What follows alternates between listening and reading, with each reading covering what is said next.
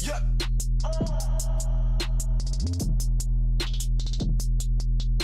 Yeah. Yeah.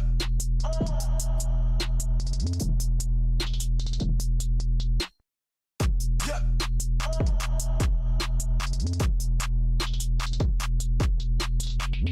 Yeah.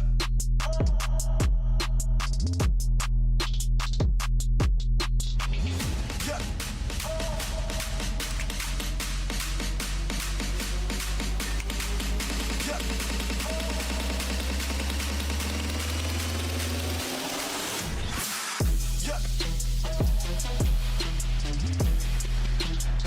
Yeah.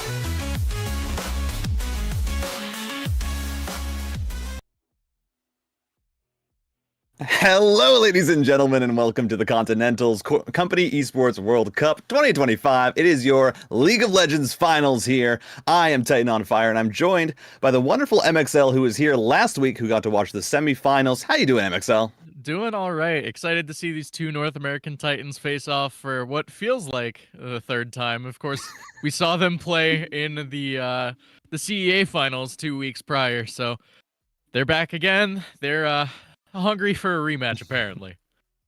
Yeah, that CEA finals obviously was a bit one-sided, but we'll get into that a little bit later. Now, the Continentals, if this is your first time joining, is an intercontinental competition between the top two teams from each of CEA and their European partner organization Metagames spring seasons. They're battling for bragging rights. There's no money on the line here. In the semifinals, both the North American teams won, which is why we're now here, and we're getting to play on NA servers, no Yeah. ping, no lag, and we got a rematch of our spring finals, as you said. And I mean, obviously, we're probably going to be drawing on those spring finals a lot as we go into kind of thinking about how this series is going to play out. So you were there, you watched it, Yeah. you commentated it. What happened?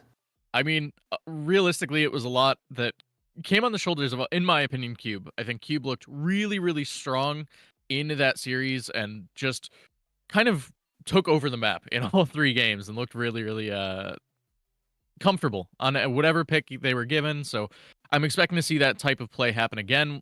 Looking towards that support role, I think there's going to be a lot of pressure to make that performance happen once more. And I think you look at someone like Jaden as well, who's again taking a peek at some of the things we're seeing on the champ select. We saw Jaden in 4 different roles over 3 series. Like, that is absolutely insane to me. I think the only role we didn't see Jaden play in was mid lane. So, very, very comfortable, knows what the rest of the team is going to be looking to do as well. So, it's just a very potent roster for the side of Epic. So, we'll see if Capital One has another trick up their sleeve or if it's going to go pretty similar to what happened 2 weeks ago. Yeah, and I think Epic, what we saw a lot last week is they do have a lot of flexibility in their draft, whereas Yeah. Capital One is maybe a little more straight shooting with what they like to do. Obviously, in that semifinals, when you're looking Capital One, what'd you see? Both games that they won, their draft went, all right, listen, we're drafting top bot support to try and get a winning bot matchup, and then we're saving our jungle and mid until the second round of picks. And it was the same thing every time, and that's really what I think Epic was able to take advantage of, especially in that finals that they played, where it's like, Yeah. hey, we know how you're going to draft. We know that you want to try and get your bot lane a winning matchup because that's where you might be weaker. And they just said, well, we're going to play around that. We're going to pick early our bot side, and we're just going to counter you. Yeah, and I think one other big thing to note was Jaden felt very comfortable in a weak side lane, was playing really, really safe, playing really smart.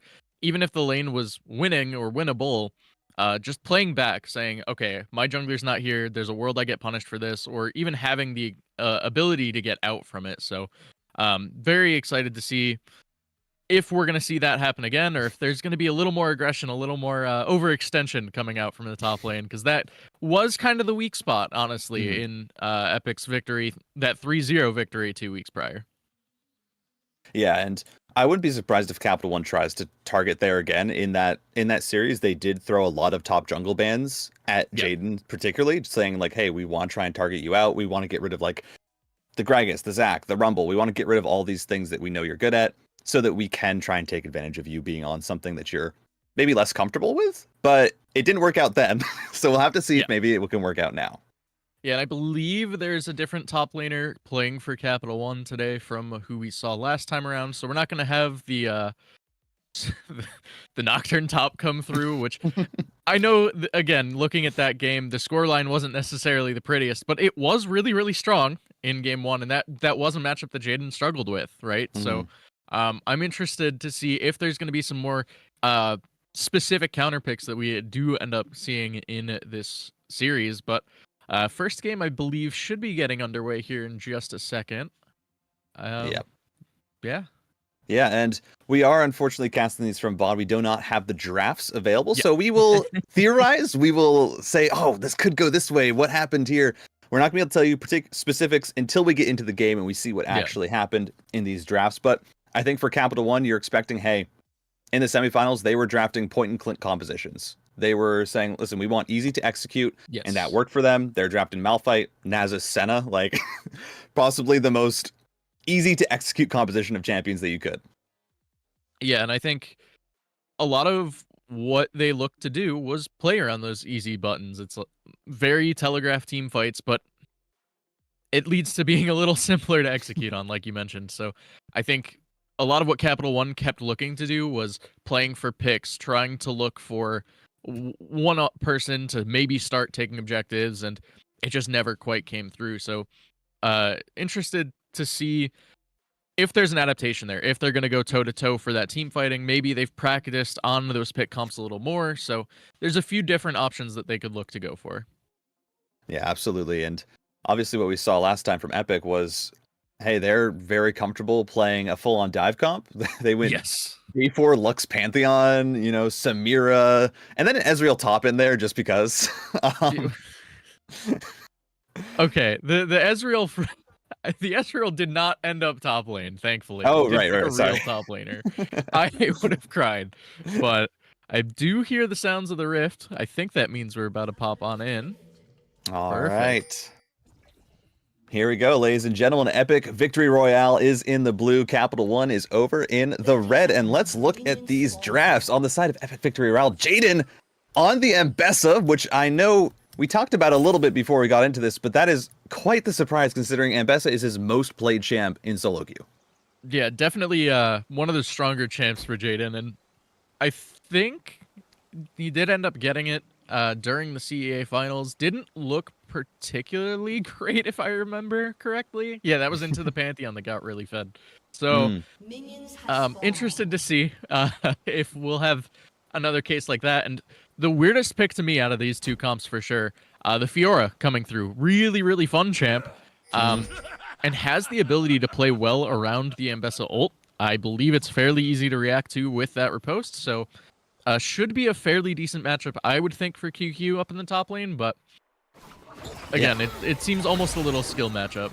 Oh, for sure. Yeah, this is definitely one of those matchups where it's going to depend on how Fiora saves that riposte, how she's able to dash around the using her Q, trying to dash around that Ambessa when she tries to go in. Now on the bot side, we also have a pretty interesting draft here. Now Epic really do enjoy their hard engage, like go all in compositions, and the Xayah Braum here is obviously going to have a lot of pressure. That Braum passive stacks up early, but I do like Capital One's response to it. The Tristana Maokai has a lot of ways to get out, and also has a lot of ways to get in while avoiding some of that Braum damage. Yeah, and they can play both for that aggressive engage or more for appealing style of 2v2 or even the later fights. You have the ability to rocket jump in or out. You have the Maokai ult for the peel, the W for the peel. So just a lot of different tools to really either start a fight or get out from one. Yeah, now what we haven't talked about yet is obviously that mid-jungle matchup, which is something that I think Capital One especially usually tries to get an advantage on. We saw yesterday they saved those for later in the pick, and this time we're getting the jungle Talia, which I haven't seen in a while, but is still pretty good. I know that there haven't been any nerfs to it. It's just that meta-wise you haven't seen a lot of pro play, but it's still a very strong pick, especially when you get to those later game ganks, when you have hard lockdown like the Maokai for those bot lane ganks. And looks like that cleanse being burned. Ooh. I mean, now it's just going to get the kill there. Yeah. Nobody Mofun goes down, and that is, again, it's the Braum damage there if you walk up too much. But here in the mid lane, there's going to be another kill as Pyro on Flame just walks up, presses his W, presses Ignite, and says, why are you stepping up here, Aurora? Yeah, and Pancake also taken super low in the bot side afterward, and it looks like it's just going from bad to worse across the map once more. We mentioned Cube looked really, really strong in it. That was unexpected. Okay, solo kills all around. QQ there manages to get the kill on the Ambessa, gets the vital procs, and I mean, this is Capital One. That's a pretty nice start where you get the solo kill in the top lane. Obviously, your mid lane is going to hurt, but here, I mean, testing subject just out of position. That's going to be an easy 2v1 pickup. Yeah, and that's really, really big. The Fiora getting 2 kills early. Oh. Okay. Pancake. Wow, Pancake playing with fire there, but double buffs now for QQ on that Fiora. 2-0 with an early lead on this champion. She can easily take over a game. Definitely interested to see how that will go. I Jaden don't wants know more. if Jaden wins this with the double buffs. Vital Proc goes down, out of cooldowns, and best of flashes, but Taliyah just stays around, and there's no flash here for Jaden. He used it earlier. The dash goes in. Wow. There's the third kill. Capital One get that feat of warfare.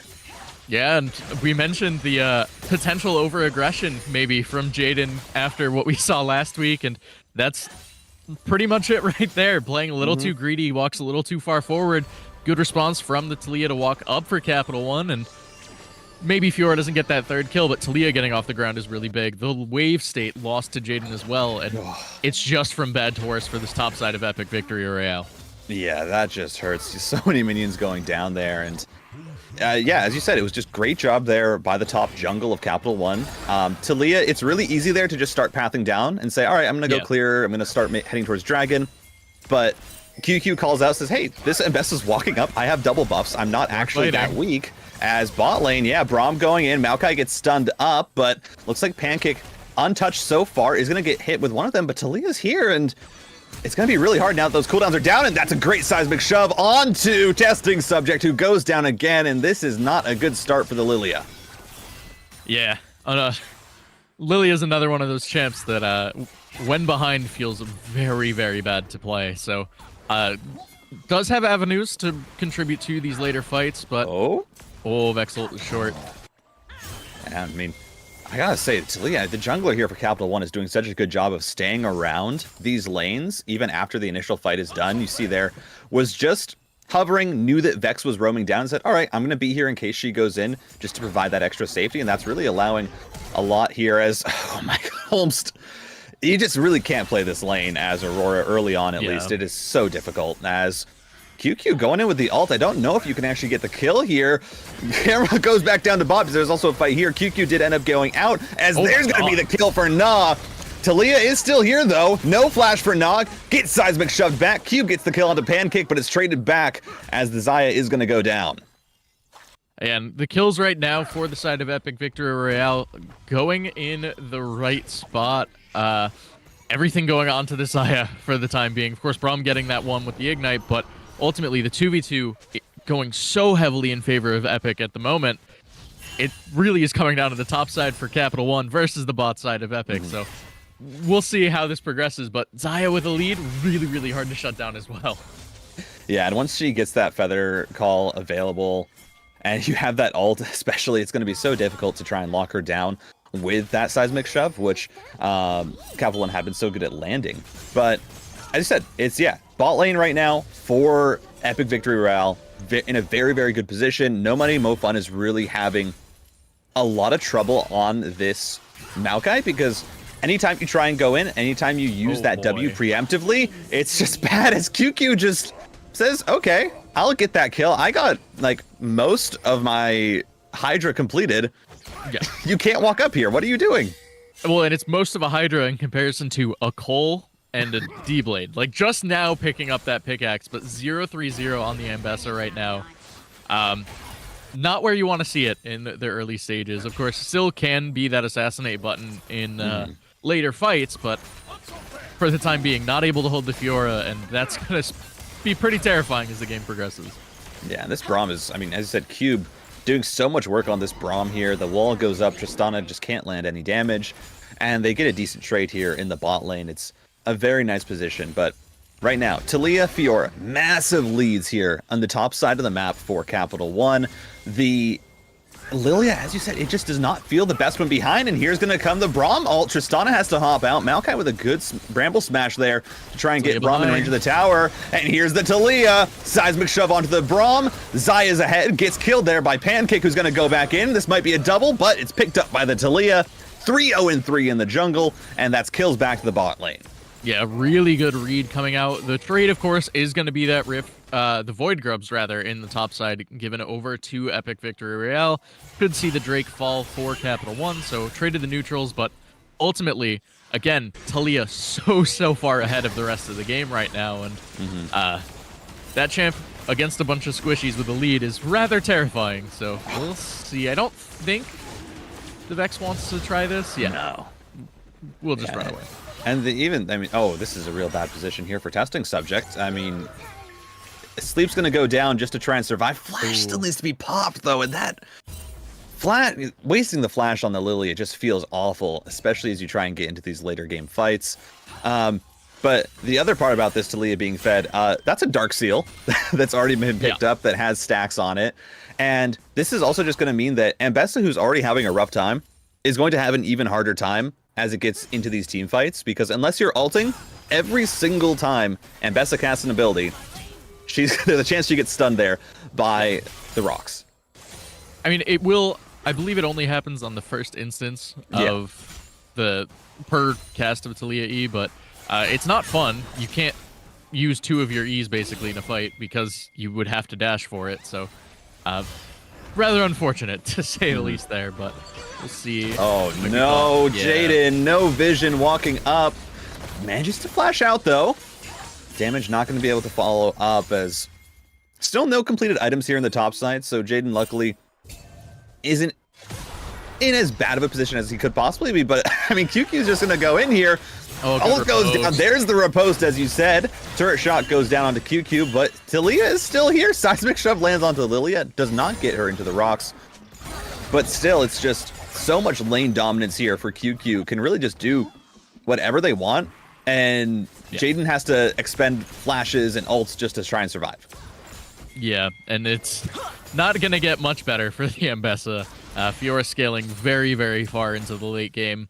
Or very, very hard into the late game, rather. So we'll be able to just continue exerting this kind of pressure, continue dominating the lane, and you just have to hope, if you're this Ambessa, that you'll be more useful in the fight later. Ooh.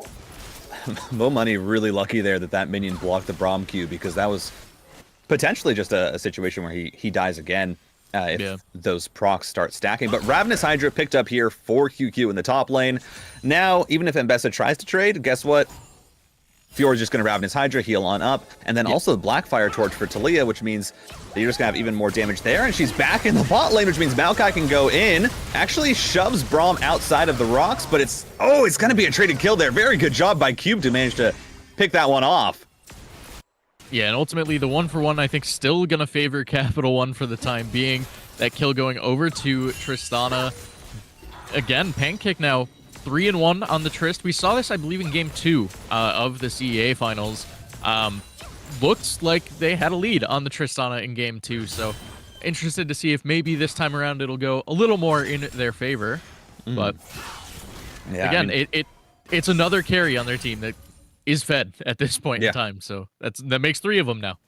The only person who's not having a good game right now is Holmes there in the mid lane. And again, that's just naturally going to happen early on against the Vex. As the game gets further and further, the Aurora has better ability to trade back on when Vex tries to poke, and suddenly it becomes a more even lane. But right now, shockingly, only a 2k gold lead for Capital One.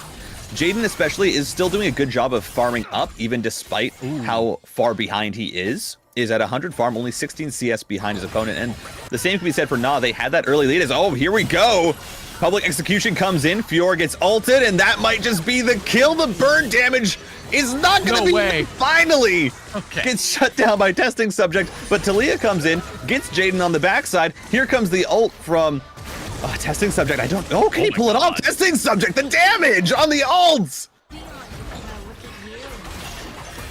Wow. Double kill over to Lilia. I play Lilia and wasn't expecting that. Vex, I think, gets out of this one. Tristana's here. They might just dive. Bang! Wow. Kick. Shoots the rocket, and that's going to be another kill there. As Epic Victory Royale, I mean, they got the good play on the top side, but now mid is starting to look dangerous as well, as Pancake is feeling safe enough to start roaming. Yeah, and ultimately, this is a pretty big change from what we saw in the CEA final, where it felt like anytime Capital One went for a play, Epic had a response. This time around, Epic's the one trying to make plays, and Capital One responding appropriately, looking for some sort of trade across the map. So, so far, a much better showing in this first game of the series. Yeah. I mean, the good news for Epic Victory Royale is you get 2 shutdowns there on that Talia. That was the 2 most fed members on Capital One. You get the double kill. You already have that Leandri's finished. It should be boots on this back that will be done as well, and starting on the next item, which should be the Rylai's usually here for the Lilia. But it's a great trade. Your jungle is back in the game a little bit, which is a relief, because had that Lilia not been able to pick up those kills, you're just so far behind. And you're essentially at that point just playing the waiting game. You're saying, all right, we just have to farm, we have to wait, and that always feels terrible when you're playing into a comp with like a Tristana and a Taliyah that can take objectives so easily, as that Chemtech trade does go down. Yeah, 2 Drakes to 0 now for Capital One, and you mentioned it. Those kills on this Lilia going to get her back into the game. Honestly, you mentioned Leandry's completion. We could even see a little more aggression. I'll hold as fight starts. Yep, Rom Cube going in here. Great fear there from Pyro on Flame. Pancake has to flash out the ignite, and Cube with the Q manages to knock down the Tristana. Yeah, really good pick onto the Trist there. Good fear coming out from Pyro on Flame just to make sure that kill would be secured. Xayah taking a turret shot? Okay. Well, testing subject was there, luckily, so not as safe for now. Did have to pop the ult, though, and that Featherstorm is a really big cooldown. Oh, no. Flash and cleanse there are going to be used as now testing subject with the ult, but, I mean, Taliyah is safe underneath the turret right now. I don't think you can dive this, especially not without the Xayah, and that's a lot of really key cooldowns that are now, luckily, no objectives up for a while, but for that Rift Herald at the very least, you're not going to have any of these Xayah cooldowns. Yeah, and that will be pretty big, as there's a lot of pick potential on this side of Capital One. That Maokai route is pretty much guaranteed. Can even look to do try to go for a flash engage on the Xayah, and there's no saving that at this point. So definitely expecting to see some sort of play onto that AD carry in the next 5 minutes. Yeah, and I think for Capital One, we should see them start to... You have the bot and support here roaming up towards mid lane. They should start to look to take this as... now, what are you doing down here? You're fighting the Aurora. You might just get the kill, though! As Nam with the solo kill doesn't need ult, as Holmes is just so far behind in this game, only has a Malignance, and it's not enough to get that solo kill. Yeah, trying to flash away, trying to redirect something, flash out of the Blade Caller as well, but could not quite find the kill. I think the Q just barely still on cooldown at that point in time, so a little unfortunate there, and another kill going over to this Xayah. Again, a shining spot right now for Victory Royale. That well, QQ's here. There's the ult, there's the heal, and that's going to be 2 autos. That's a 2-item Fiora right now. Trinity Force is also finished as...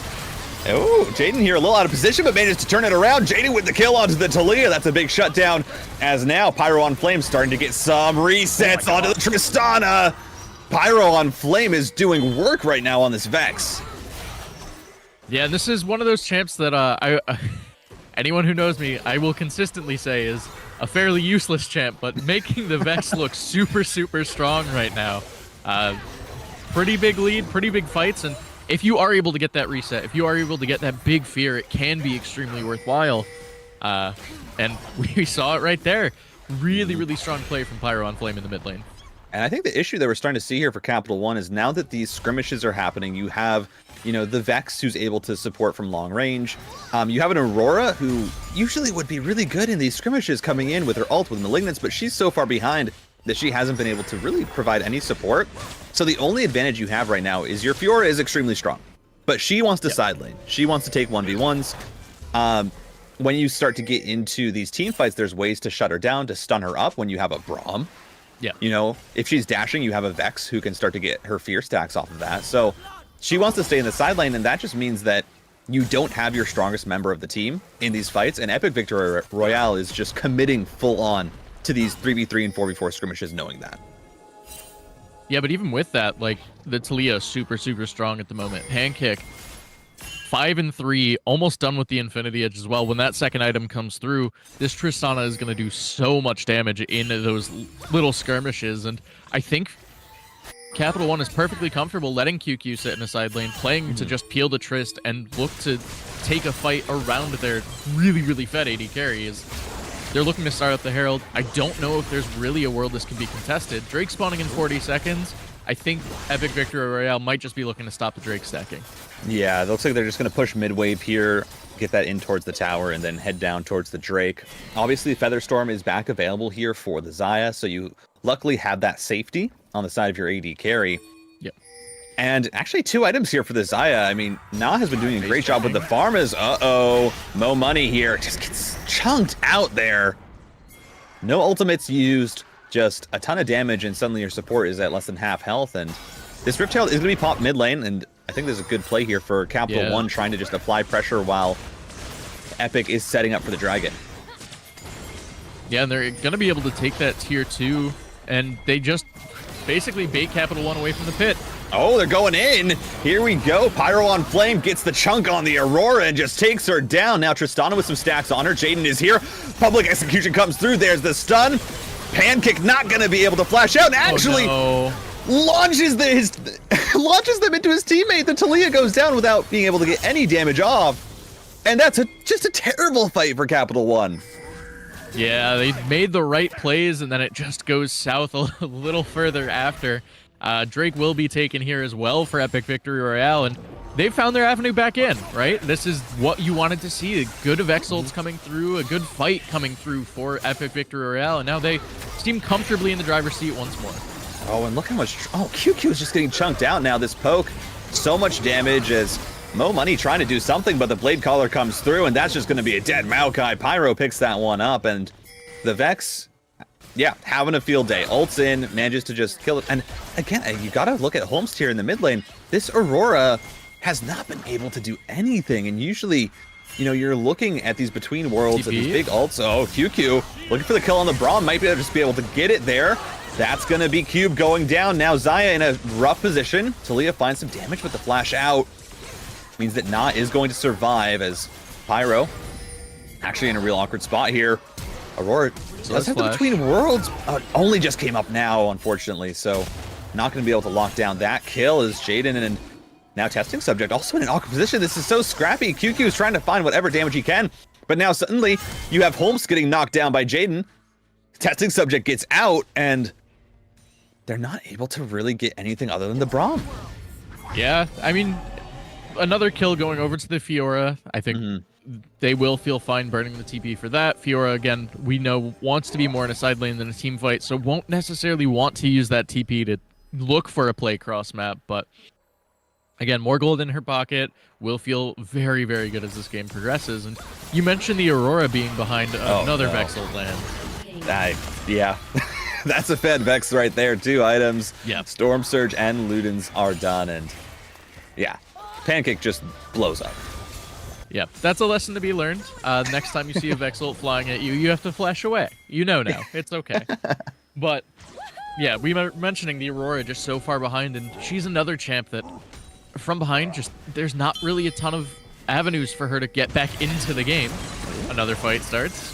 Oh, seismic shove there actually misses from Taliyah, which is not the best feeling, as here comes QQ though, and that's going to be Pyro dead, and that's also going to be Na going down. Featherstorm was just a few seconds on cooldown, and now Cube trying to run away. It's gonna get shoved back. Holmes picks up a kill, and this Aurora actually getting some kills here might be disastrous for Epic Victory Royale if she gets back into this game, as testing subject also gonna go down. And guess what? They're right next to the Atacon, and so they're gonna take that. Yeah, not every day you see Atacon spawning topside, but perfect time for it to do so. 4 kills for the side of Capital One. They take the neutral as well, and they are comfortably taking control back from Epic Victory Royale.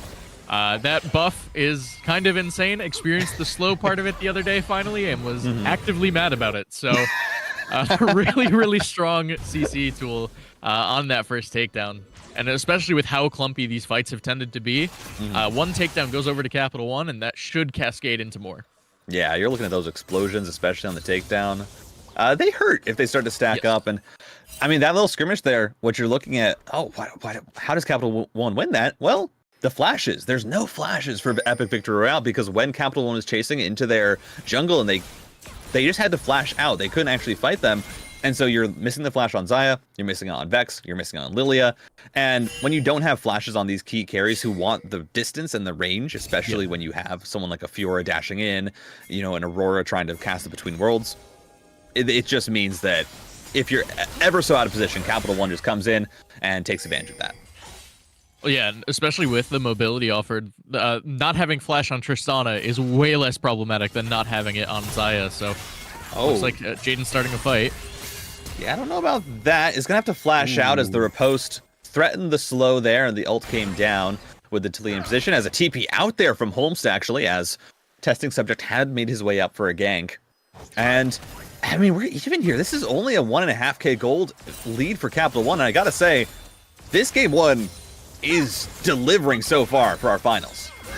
Yeah, back and forth, and everyone's able to get out of that. Uh-oh, Cube gets Seismic shoved back. The Braum super low. That's going to be a kill for QQ, who's made his way up. And now gets stunned there by the Braum. Drowsy comes down. Jaden teleports in with a public execution. But here's the rest of the team. Pyro's here, though. Jaden's still just going in, and this M-Pesa was so far behind, but is doing so much damage as finally Taliyah gets the kill. But Pyro is still here, low on health. Taliyah just blows him up. There goes testing subject. And it looked good for a second there for Epic Victory Royale. But Capital One just play that fight out, I mean, really well. Yeah, kind of balanced on the knife's edge there. A few points, I thought it was Epic's to win, and then all of a sudden, Capital One just barely able to take down the M-Pesa. The Vex just kind of dying out of nowhere, it felt like. Yeah. Just a lot of damage coming through from the Taliyah right now, so it does result in a fight win with those 3 carries still alive as well. They're able to take this bear in. It's gonna be hairy. That's a little low health bars, but they're gonna be able to get it. And yeah, as I said, the Taliyah there does so much damage. Has the Shadow Flame with the Blackfire Torch. Now has picked up his Zanya, so she's gonna be even more safe. 7-3-9, 195 CS. As Cube is in a real bad position, is gonna be able to dash out, luckily, but I think the key there was Pyro went in on Pancake and used all of the cooldowns, used everything, was not able to get the kill, and then Pancake just turns around, opens fire, gets his health bar below half, and then all that's needed is Taliyah to finish that off. Is this Drake? Capital One in a really good position, actually. Epic Victory Royale didn't really set up for it, so that's going to be the 3rd Drake over to Capital One. They are on Soul Point, and that's going to just be another tool that they have here to try and close out this game. My one concern, though, I'll hold, is maybe another fight happening. I don't think Jaden's getting out of here as Fiora just can chase down so easily. Can he get to the turret? Dashes, spins away. Tower dive comes through. Public execution is reposted. Q comes down. Not going to be enough. Jaden ends up dying as now Cube trying to get the stun here. Na is coming through, but there's so much healing here from this Fiora. She pops the ult. The Braum goes down. There's no ult. Ult comes through from Xayah, but the Feather Call was just a little too early. That's a triple kill for QQ. In the 1v3 too, right? There's no other assistance there. Just really, really strong. And this is what we were talking about. Fiora with a lead, very hard to shut down. And it looks like they might not even need that soul as Pyro on Flame just gets dived. I mean, testing subject is alive and he's recalling back, but the Lilia is absolutely not strong enough on her own to try and stop this. That's going to be game 1, heading over to Capital One, turning the tides on what was a losing record in the last finals they played against Epic Victory Royale. They picked the first one up, and what a game there from QQ. Yeah, the Fiora, absolutely terrifying, to be quite honest. Yeah, just strong play all around coming out from Capital One. Kind of different from what we were expecting coming into today, honestly. And I did want to bring up one point, but of course it was just fight after fight after fight, and then the game was over. That 3rd Drake take, my concern was going to be that Capital One, both during their series in the CEA finals and even in this first game, tended to neglect their wave states pretty consistently. After that 3rd Drake was taken, their mid wave was under their tier 2. So there are avenues right now for Epic Victory Royale that just play around the waves a little better, play to try and almost neutralize, I would say, those objective takes. You see, okay, they're going Drake 3, the wave's pushed out mid, we can just shove down mid, force them to either respond to us or retake this trade, and when you're behind, an even trade is trading up. Yeah. Yeah, and I think we saw signs of them doing a little better with it. Yeah. When you saw that Rift Herald on the third Drake, as you said, you take the tower. Unfortunately for them, they got chased down after that. They didn't respect the turn. So there were really, really good plays there, and I think that's really been, I think, the big difference is like, hey, you're doing a great job here of managing your wave states. Obviously, it helps that you have a Fiora who's going to win whatever lane she's in, so you can just throw her off in a side lane. Now, luckily for Epic, hey, it's fearless. You don't have to worry about that Fiora anymore, but you do have to think like, hey, they left open the Ambessa, which has been banned. It's, it's not been given to Jaden, and they had an answer to it now. So how does that change your draft heading into these next games with how you're drafting around Jaden in the top lane? Yeah, and I feel like after seeing that performance, to me, you put Jaden onto one of those tanks that we saw during their series prior. We saw the Scion in game 3 that ended up winning lane against Alawi, which I still don't know how that happened. But something along those lines, right? You play the scaling tank, you play to just neutralize the lane and come out and take over as a result. Of course, the worry now is something like that Fiora coming through. We could even see something like the Vayne top coming through. I know you can't pick Fiora again, but something like that into those Giga tanks could be problematic. But we'll have to see. Game 2 is a completely different beast. Yeah, we're going to go into a very, very short break, but we're going to be back in just 5 minutes with game number 2. So, ladies and gentlemen, don't go anywhere. Currently, Capital One is up 1-0 against Epic Victory Royale in the Spring Finals rematch. We'll be right back.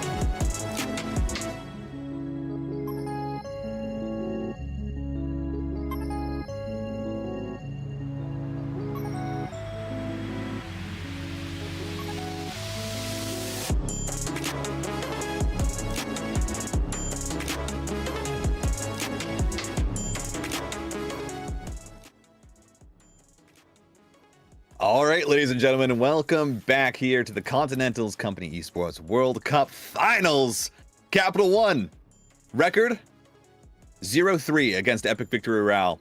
They win game one with probably the most dominating Fiora performance I've seen in a while.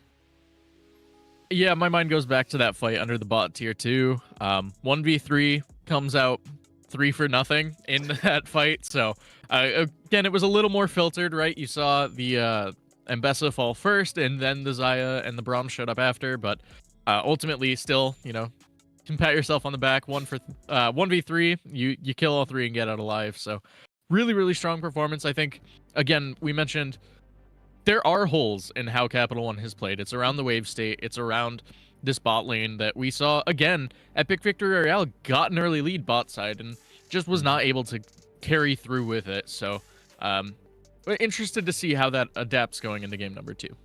Yeah, I think a lot of the credit there also has to go to their jungler. The Talia was everywhere, just absolutely being a menace. And was covering lanes super well and was playing around the fact like, hey, we have some weaknesses here. I'm just going to cover this a little extra longer. I'll drop some farm. And that really let them just snowball that game. It was close. Epic had some really good looks in the mid game especially. Yeah. But there was just such an advantage early on for Capital One in that top side. And they just carried that through to get the win.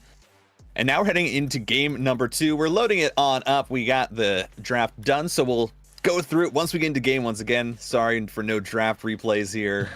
I wish League had that, but hey, what can we say about the client? We love it. There's a lot we wish League had, of course.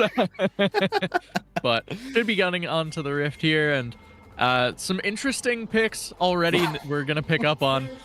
I mean, it's Blitzcrank, and this is totally what we expect when we see a Blitzcrank. 5-man stacking, trying to look for some sort of cheese level 1 play. You see on the other side a 4-man stack for Epic Victory Royale. They are not going to meet each other for a hot minute, but we'll see. Maybe Capital One going to walk up here. But yeah, this draft here, Capital One, Cassante, Graves, Azir is certainly an interesting kind of combination there in the top side. But then I think the big thing here, and we saw this earlier, Caitlyn Blitzcrank is not what you're expecting. The Blitz is not what you're expecting to see. That's kind of the odd man out here, I think, for this composition. When you see something like Caitlyn, you generally think of pairing it with something like... hold. Cube, and they're out of position. There's the grab onto the Leona. And that's first blood. Over to the Graves as well. Yeah. And this is exactly what we want to be seeing on the side of Capital One. This Graves, if he's able to snowball, able to take an early advantage, will just completely take over the game. So a good early start once again for Capital One. And you mentioned Cassante, Graves, Azir, really strong top 3. Caitlyn, you want to pair it with a Lux, with a Morgana, something that has a little more agency to... Not as much one shot in the tank, I guess I'll say. So we'll see. The Blitzcrank, of course, has the option to roam, to play around the rest of the map, try and get the rest of their lane snowballing, and hope that that's enough. But it is a question mark in this draft for me. Yeah, I mean, at least early on, it will be very nice because you can kind of force them out. But as soon as this wave pushes in a little bit, you see Na and Cube are going to push up. Now, for Epic Victory Royale, we're looking at this draft, and I actually really like what we're seeing from them. Countering the Cassante in the top lane, you got Jaden on a Gwen, which is just a very easy matchup to play out. You're not going to have any sort of Fiora situation here. Jaden should be the one in full control. And any trade that QQ tries to take here, obviously, is going to probably be at a disadvantage as long as Jaden has those Qs stacked up. But then you also have FJA here coming in as a substitution in the jungle on the Jarvan. Just kind of building this dive comp out with the Leo and Jinx. And then on the back of it, Pyro is just going to be on a Veigar to rain down that artillery. Yeah, and we saw FFJA in the CEA finals looking really, really comfortable on the Jarvan. I believe it was game 2 of that series. So definitely could... Oh, bad tower shot to take there from Jaden. But also really smart pathing coming out from FFJ. Recognizes, hey, Graves is taking my bot side. I'm going to take his top side. And as a result, the Graves walks into that top side thinking, all right, I'm going to get the one up on the Jarvan. And all the camps are already gone. Graves ends up wasting about 20 seconds to do that. So able to kind of keep pace with a Graves, which is not normal in this matchup. Oh, QQ tried to get the W there into the turret range. He's going to get the Q3, but it's so low, and Jaden gets the solo kill. Will drop down, but I think the wave should be pushed in enough there. And big thing, QQ with no TP, but here in the bot side, the Jinx is going in. E lands onto the Caitlyn. There's not with 2 kills on the resets. And that's why we were saying this lane's going to be rough here on the bot side. Yeah, just once Blitzcrank burns the Q, burns the E, there's nothing left in the tank, and those cooldowns are so long, especially that hook early on. So Cube just able to fight better in that 2v2. Jinx getting off the ground early as well. This champion, if she gets 1 kill in a fight, becomes an absolute menace. So very scary as this game progresses. Yeah, and as I was saying towards the top lane, Jaden, that solo kill, I think the reason why he's willing to go under turret for that is because he recognizes, hey, QQ TP'd up after that 5 stack in bot lane. He has no TP on the Cassante. I have this wave pushed. As long as I get a kill here, he's losing more minions than I am. And it works out really well. Now has about a 12 CS lead over his opponent. And, you know, for Gwen, if you're trading kills with a Cassante, you do so much more damage. As here we go. Cube just goes back in. Flame Choppers go down. Pancake's going to try and avoid them as Mo Money's just trying to keep Na away, but that's going to be the lethal tempo stacked up. And I don't know if this Blitzcrank is going to be able to survive. The E lands. The W misses from the Jinx. A few more rockets. The flash by Na's not going to be enough. Manages to dodge the tower shot and the Q from Pancake. But that is a close fight there on the bot side as QQ's trying to fight these out. But how actually, W there is really good to get him into the minion wave. He's going to keep fighting that out. We got to look, but here comes the dive. FFJA gets the kill on to Pancake now. Continue it. Double kill over to the Jarvan. And Jaden's still alive on the top side, but there's a gank coming in as, takes an extra tower shot there. Not the best, and QQ here, if he gets the kill, is going to be very happy. Gives it over to the jungler, though. Yeah, much prefer that. Cassante just going to be the Giga Tank anyway. The Jarvan does end up falling in that bot side. We'll call it a quick recall. The kill gold going over to Blitzcrank. No assist to Pancake on that one, so probably pretty okay with that. Obviously not ideal, but beautiful tower aggro juggling from Epic Victory Royale in that bot dive as well. Yeah. Just getting this Jarvan ahead now too. So both junglers really strong. Graves looks to be building towards that collector as well, so trying to accelerate their lead in this early stage. Yeah, what's really interesting is actually, this is you also have the Caitlyn going the lethality build as, Holmes just takes a ton of damage. Pyro here once again looking for another solo kill. One more autos, takes, gets the Q for the stack. And again, Pyro on Flame has been, I mean, last game as well, was just winning mid lane so hard. Yeah. Didn't quite matter in the end of the game, but we've all seen and experienced the Vigar in our games before that just suddenly will show up and Q ult and you're dead. So could continue to see that if this gets off the ground any further. Another kind of scary champ later on. The zoning potential of that E just really shuts down a lot of different fight styles, and I think something like the Azir can struggle in those mid to late game fights around that baby cage. Yeah, and I think the real issue that for Capital One here in this draft is you draft for early game leads. You draft the Graves for these early ganks. You draft a Caitlyn, you know, to try and get these early trades, but you're playing into a team that technically scales better with the Gwen, with the Veigar, with the Jinx, and you also draft losing lanes, unfortunately, because the Gwen wins lane, Jinx Leona wins lane, Veigar doesn't have to walk up to the Azir, and so he can just farm and win lane. Yeah, winning lane by doing nothing. It is unfortunately a common tactic for Vigar players, but it can be fairly effective, and we've already seen it. Didn't really do a whole lot in the early stages. Walks up, hits a Q, hits an ult, and then all of a sudden the Azir left at 100 HP just gets run down with auto attacks going forward. So Olston, oh my god, Cube's going in. I mean, knows that Pyro has the ult. Cage is not gonna land. Ult comes down and he just presses R and the Azir is dead. Graves here trying to do the best he can to at least keep them away from diving and getting more tower plates, but Epic Victory Royale again with an incredibly, I mean, this is actually probably an even better start to this game. The top lane is not behind. Their bot lane is still doing just as well as their mid lane. Yeah, I would argue Jaden is behind at this point, but maybe not on the lane, is double assumption pancake. Oh, good. Oh, that was great from Mo Money Mo Fun. Actually here, they're not quite in tower range, unfortunately. He's going to try and get the... Oh, gets the E, and it manages to get out. Great job there from the Blitzcrank. As now low health here on everyone else, but I don't think that Capital One is going to be able to chase them down. And as you were saying, yeah, Jaden, obviously you want to be further ahead in farm here in this matchup against the Cassante. But considering how everything else is going across the map, you're pretty happy here as Epic. Ooh. And oh, here comes the ult. QQ gonna miss the third Q, and snip snip. Not quite able to get the last one. Yeah, but bad time for FFJ. Now there's gonna be the flash away. It's not gonna matter. Graves has the dash, and that's gonna be FFJA going down 3-0 here on the Graves.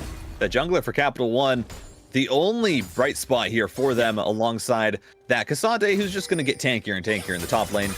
No, it doesn't really have to do anything. That's just how it works. Yeah, the concern will be when Gwen is just able to not care, which is already happening apparently. Yeah, I was wondering why QQ was fighting there, and Jaden just stacks up his Q and snips him to death. And any kills here that the Gwen gets makes this game even harder to play in the late game, because obviously she's just going to be able to shred through. Pretty much your two tanky options are, hey, we got a Blitzcrank, we got a Cassante. That's going to try and keep, give us room for the Caitlyn and the Azir and the Graves to poke away, to use their abilities. But if you have a Gwen who can just dash in, throw down her mist, and then ult through those tanks, that game plan doesn't work. Well, and who can fight with her in the mist, right? You have a Caitlyn, you have an Azir. Even the Graves won't have a great time in there. So two champs that want to be at range, you can't really do much about her just saying, nah, I'll just not be hit by you guys. So interested to see how that'll pan out. But Jaden now, again, getting that solo kill topside, second one of the game. Much better performance here in game 2, and this is what you want to see from the Gwen, getting that lead and becoming a side lane menace. Yep. And it's funny because we've seen now in both games, essentially the difference is who gets counterpick, as all out goes the Cassante. W is going to miss. Jaden, though, still trying to fight this. Now has the needlework, goes in, lands the first one. Third is not going to go, as the flash comes out there for QQ. As, ult in from the Jarvan. I think there should be a dash available here for Cassante to get out. As now Graves is here. They go back in. Cassante goes down. I don't know if Graves can keep chasing this. They're just going to try and play around the health they have left. Mist goes down. Graves has to dash out, and that means that no more damage is going to go onto the Gwen. As now we have an ult bot side, and again, here's going to be the trouble for Capital One. You don't have any way to stop them from just diving on in with his Blitzcrank, as Q with the flash lines it up for the ult, and that's going to be another kill over that Jinx. Oh, and this just might be a kill, solo kill in the jungle. As why are you there, Graves? Wow. From bad to worse for the side of Capital One here. Solo kill mid, 2v2 kill bot, the gank topside, and then the solo kill in the Herald pit as well. A rather unfortunate timing, and it looks like Graves actually opting into the opportunity as a first item, so might be a bit of a stronger early spike, but tough. It's yeah. a tough one.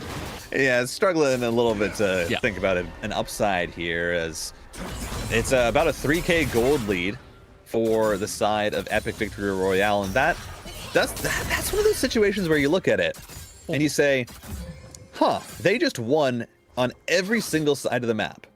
They won the 2v2 at the same time. They won both 2v2s, and then Pyro just walks up and gets a solo kill, because again, Azir just has such a hard time against this Veigar, because the Veigar sits back outside of the range of your Sand Soldiers. If you try to walk up, he has cage.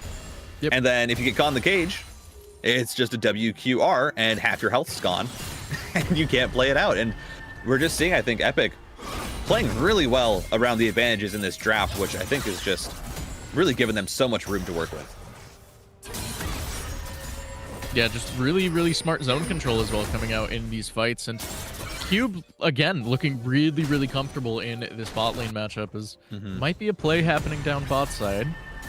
Yeah, we have 4 people down there for Capital One. The Azir Holmst is down, is actually going in as all out onto the Gwen.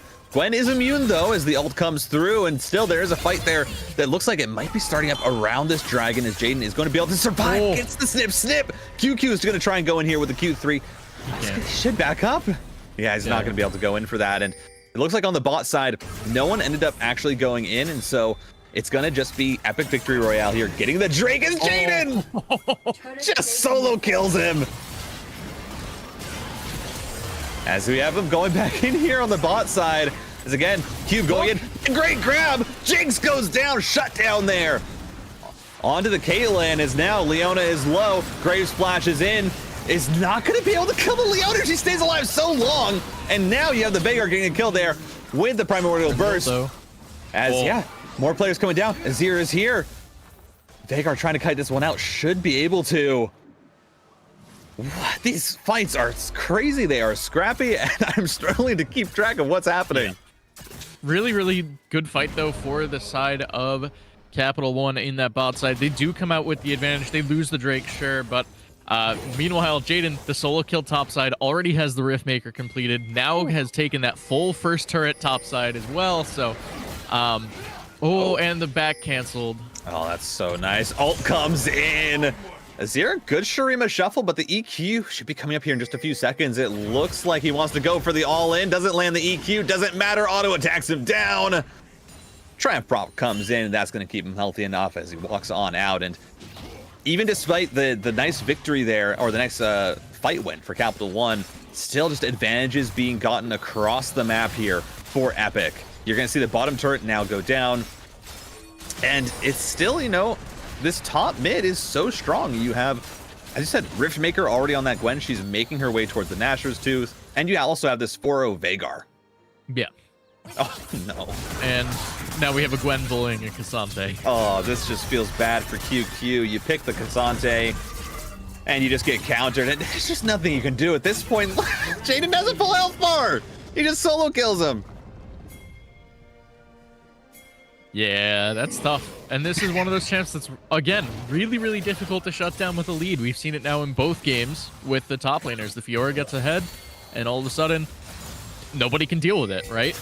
Now it's the Gwen getting ahead. Nobody can deal with it. Oh, Azir, no. buddy. Oh, that just feels... Oh! He gets out? Somehow gets out. The stream shuffle was pixel perfect, and that last rocket does not crit as Jaden is just running this map.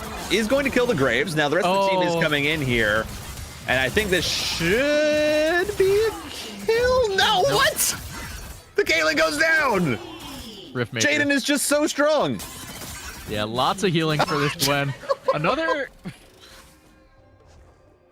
top lane triple kill in a 3v1. Both top laners have done that in this series. Like, that's insane. During that fight, too, the Super Mega Death Rocket from Na did come off cooldown, was fired straight down bot lane, and did kill the Azir at the end of it. So, overall, 4-0 into the favor of Epic Victory Royale. And this is much more akin to what we saw 2 weeks prior. So, definitely expecting them to be able to close this one out. And now you have to start looking towards Game 3 for both these teams, right? Capital One... What do you change, right? The big thing is these 10 champs not going to be playable again. No Jinx, no Jarvan, no Gwen, no Veigar. That's a lot of the things that seem to have been struggles. So interested to see what the adaptation will be. Oh, no, Jaden. There is an avenue. I don't see it like this. Jaden, he's already dead. Oh, missed the sweet spot. Doesn't matter. Ooh, flash, and it's passive. 1000 Cut's going to be able to just knock down the Cassante. 9-2-0 here for Jaden. It's going to try and tower dive this. Is taking a lot of damage, though, from that tower. Is still going to survive as FFJA going solo onto Patrick. And, oh, my God. The Mega Death Rocket just did so much damage there. I mean, this is a 9K gold lead. Yeah. This is an absolute stomp here. And you got to look at this. You got to say, listen, Epic, this draft... just a draft masterclass when you're looking at how these lane assignments worked out, how these teams want to play out this game. Capital One, really not a lot they can do, although there's going to be a nice Emperor's Divide, gets them underneath the turret, but Holmes just goes down and they just walk out. Flag and drag for FFJA. Doesn't matter that he was tanking the turret. Yeah, Jinx did have to burn the flash to stay alive. If that does hit the Jinx, it's a kill. Every single time you guys win that fight. But not quite able. And man, Cube is just so good. yeah. Yep. You were saying this earlier, but Cube is absolutely running this as he's going to need to tank that. Ult comes down. Cube flush just gets in the way of it. This Leona is... QQ's going to die there. Oh, maybe not. Looks like 1,000 Cut's not going to be enough. Super Mega Death Rocket an inch away from QQ as he has to walk away. And Pyro is just doing Veigar things. He's 5-0.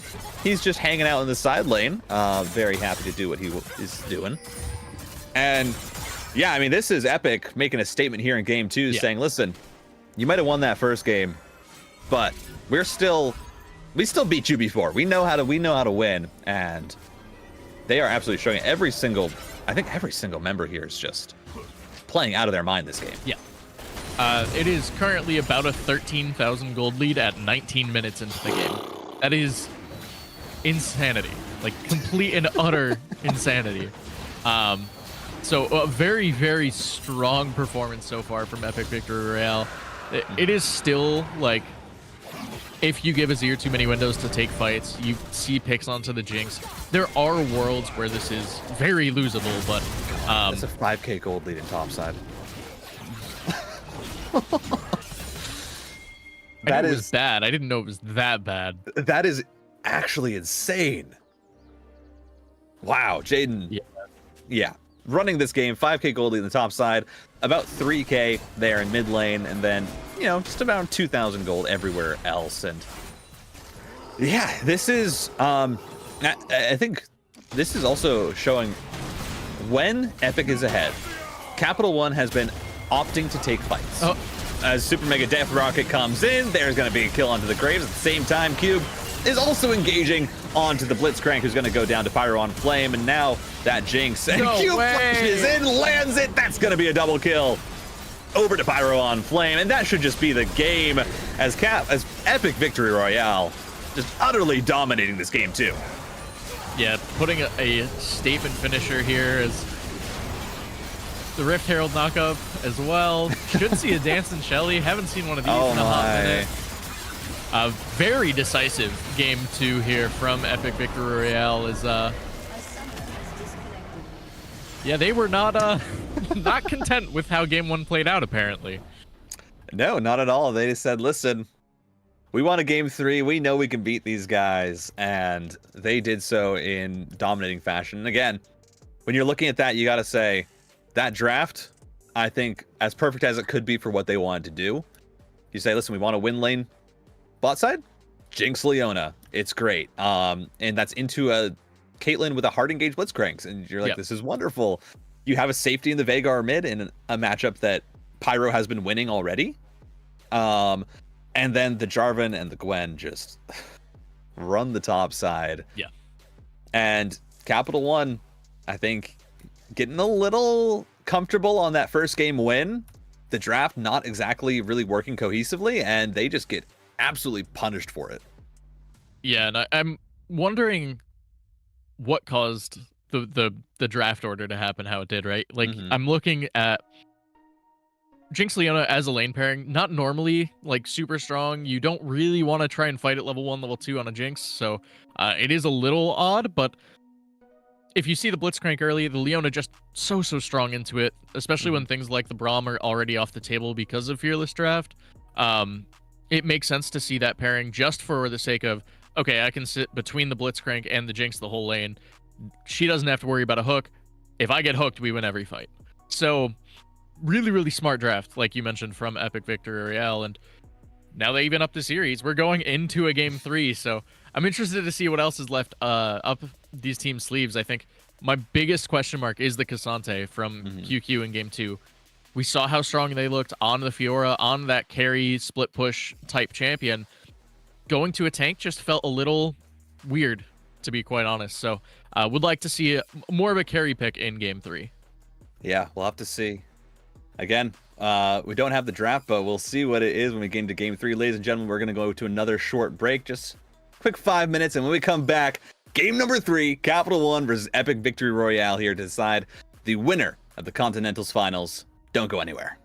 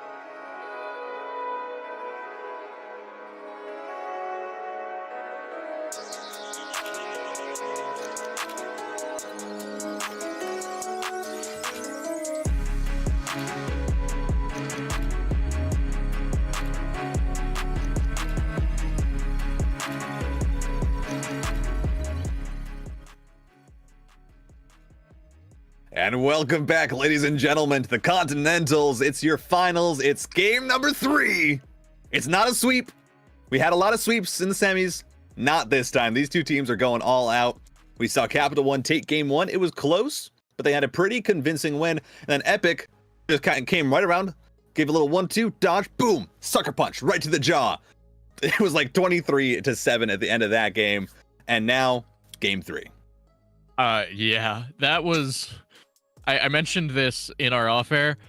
That game might have been more lopsided than the entire series was 2 weeks ago. Like, that was a very dominant showing from Epic Victory Royale, and it was well played all around. I think that there were very few holes in their game for Capital One to try and expose. And the Graves got off the ground early, did get that solo kill on the Jarvan at his red buff at like minute 7 or something like that. So there were like tiny little bright spots, but losing top matchup, losing mid matchup, losing bot lane, it doesn't matter how good your jungler is. That's a recipe for disaster. So just really smart drafting as well, really smart play from Epic Victory Royale, and as a result, game 3 is on the cards. Yep. And, you know, as you said, the smart drafting there, it was lanes that won. Every single lane won. The Jarvan could pretty much just go wherever he wanted, and it was in a good lane state for him. And we saw Jaden with the most insane gold lead that I've ever seen at around 20 minutes, which was 5K. Yeah. Is ridiculous. That's ridiculous for a team, let alone one player. Let alone one player. Yeah. I mean, they were up like 13K gold by the end. It was absolutely insane. Really, really sick. And I'm really glad that we got to see both teams here kind of show what they can do. We saw Capital One draft strong top side and kind of dominate through that with their jungle and top doing so well. We saw Epic Victory Royale say, hey, we're going to draft strong lanes and just completely dumpster you, hands diff you in every lane. And now the question is, hey, we're going into game 3. What do you do here as Capital One? How do you respond? We're loading up. We got the draft. So when we get into game, we're going to tell you what happened. We're going to try and analyze it the best we can, as long as there's no early shenanigans. But this should be a good one. Yeah, some interesting picks here in game number 3. I'm excited to see how this all plays out. The big things to point out here, Capital One getting the Lucian Nami, a pretty dominant pairing historically, ever since that changed to Lucian's W to give him the extra vigilance stacks, but very, very strong pairing. Would have liked to see it with something more like maybe a Milio or a Yumi, but on the flip side, that is a Vayne into Lucian Nami, so best of luck. Yeah, they Epic, their bot lane has been winning. Both games, I think their bot lane was doing really, really well, had advantages. This time, though, with a Vayne, it's going to be real hard, as Holmes actually going to get heat on here by Pyro on Flame. Pretty good health trade there. Not much happens. And speaking of Holmeston Pyro on Flame, the last 2 games, Holmeston's had pretty losing matchups. It was a Azir into a Veigar. It was an Aurora into a Vex. This time, a Kali Silas. This is a completely skill-based matchup. If you have evenly matched players, Holmes, this is your chance to say, listen, that was just drafting. I can be as good as Pyro, but it's going to come down to how the hands, to these hands for both players. Yeah, and it's a very, very fun matchup to play on both sides of it. It really lets you test the limits of how good you are as Jaden walked into a Darius. Yeah, we weren't talking about this top side just yet, but the top side draft, unfortunately, both games we saw was one-sided. Game 2, you know, Gwen into Cassante, you're very happy as the Gwen. Game number 1, you know, you get the Fiora into the Ambessa, you're very happy as the Fiora. This time, it's a Darius into an Aatrox here for Jaden, which is just such a hard matchup to play in these early levels. So we should see, I think, QQ get at least an early lead until that, you know, you start to get, you know, 3 abilities available and the Aatrox starts to finally be able to trade evenly. Yeah, and we mentioned after game 2, we wanted to see QQ on a carry. This is a carry. This is much better than something like that Cassante, so really like seeing that. It is another very volatile lane. Both solo lanes very volatile here, so whichever one gets off the ground for each team, I think will be able to really transition that lead across the rest of the map. Yes, where is that Darius going? Just warding. didn't know if he was going to try and go down. I think after that last game where the Jarvan invaded and took the entire top side of Capital One's jungle, this time they want to make sure that doesn't happen. And so far, this mid lane is actually kind of what we're hoping to see. You're seeing the poke come out from the Akali, the Sylas trying to kind of weave around these Qs and get as much return damage as he can with these Ws and Es.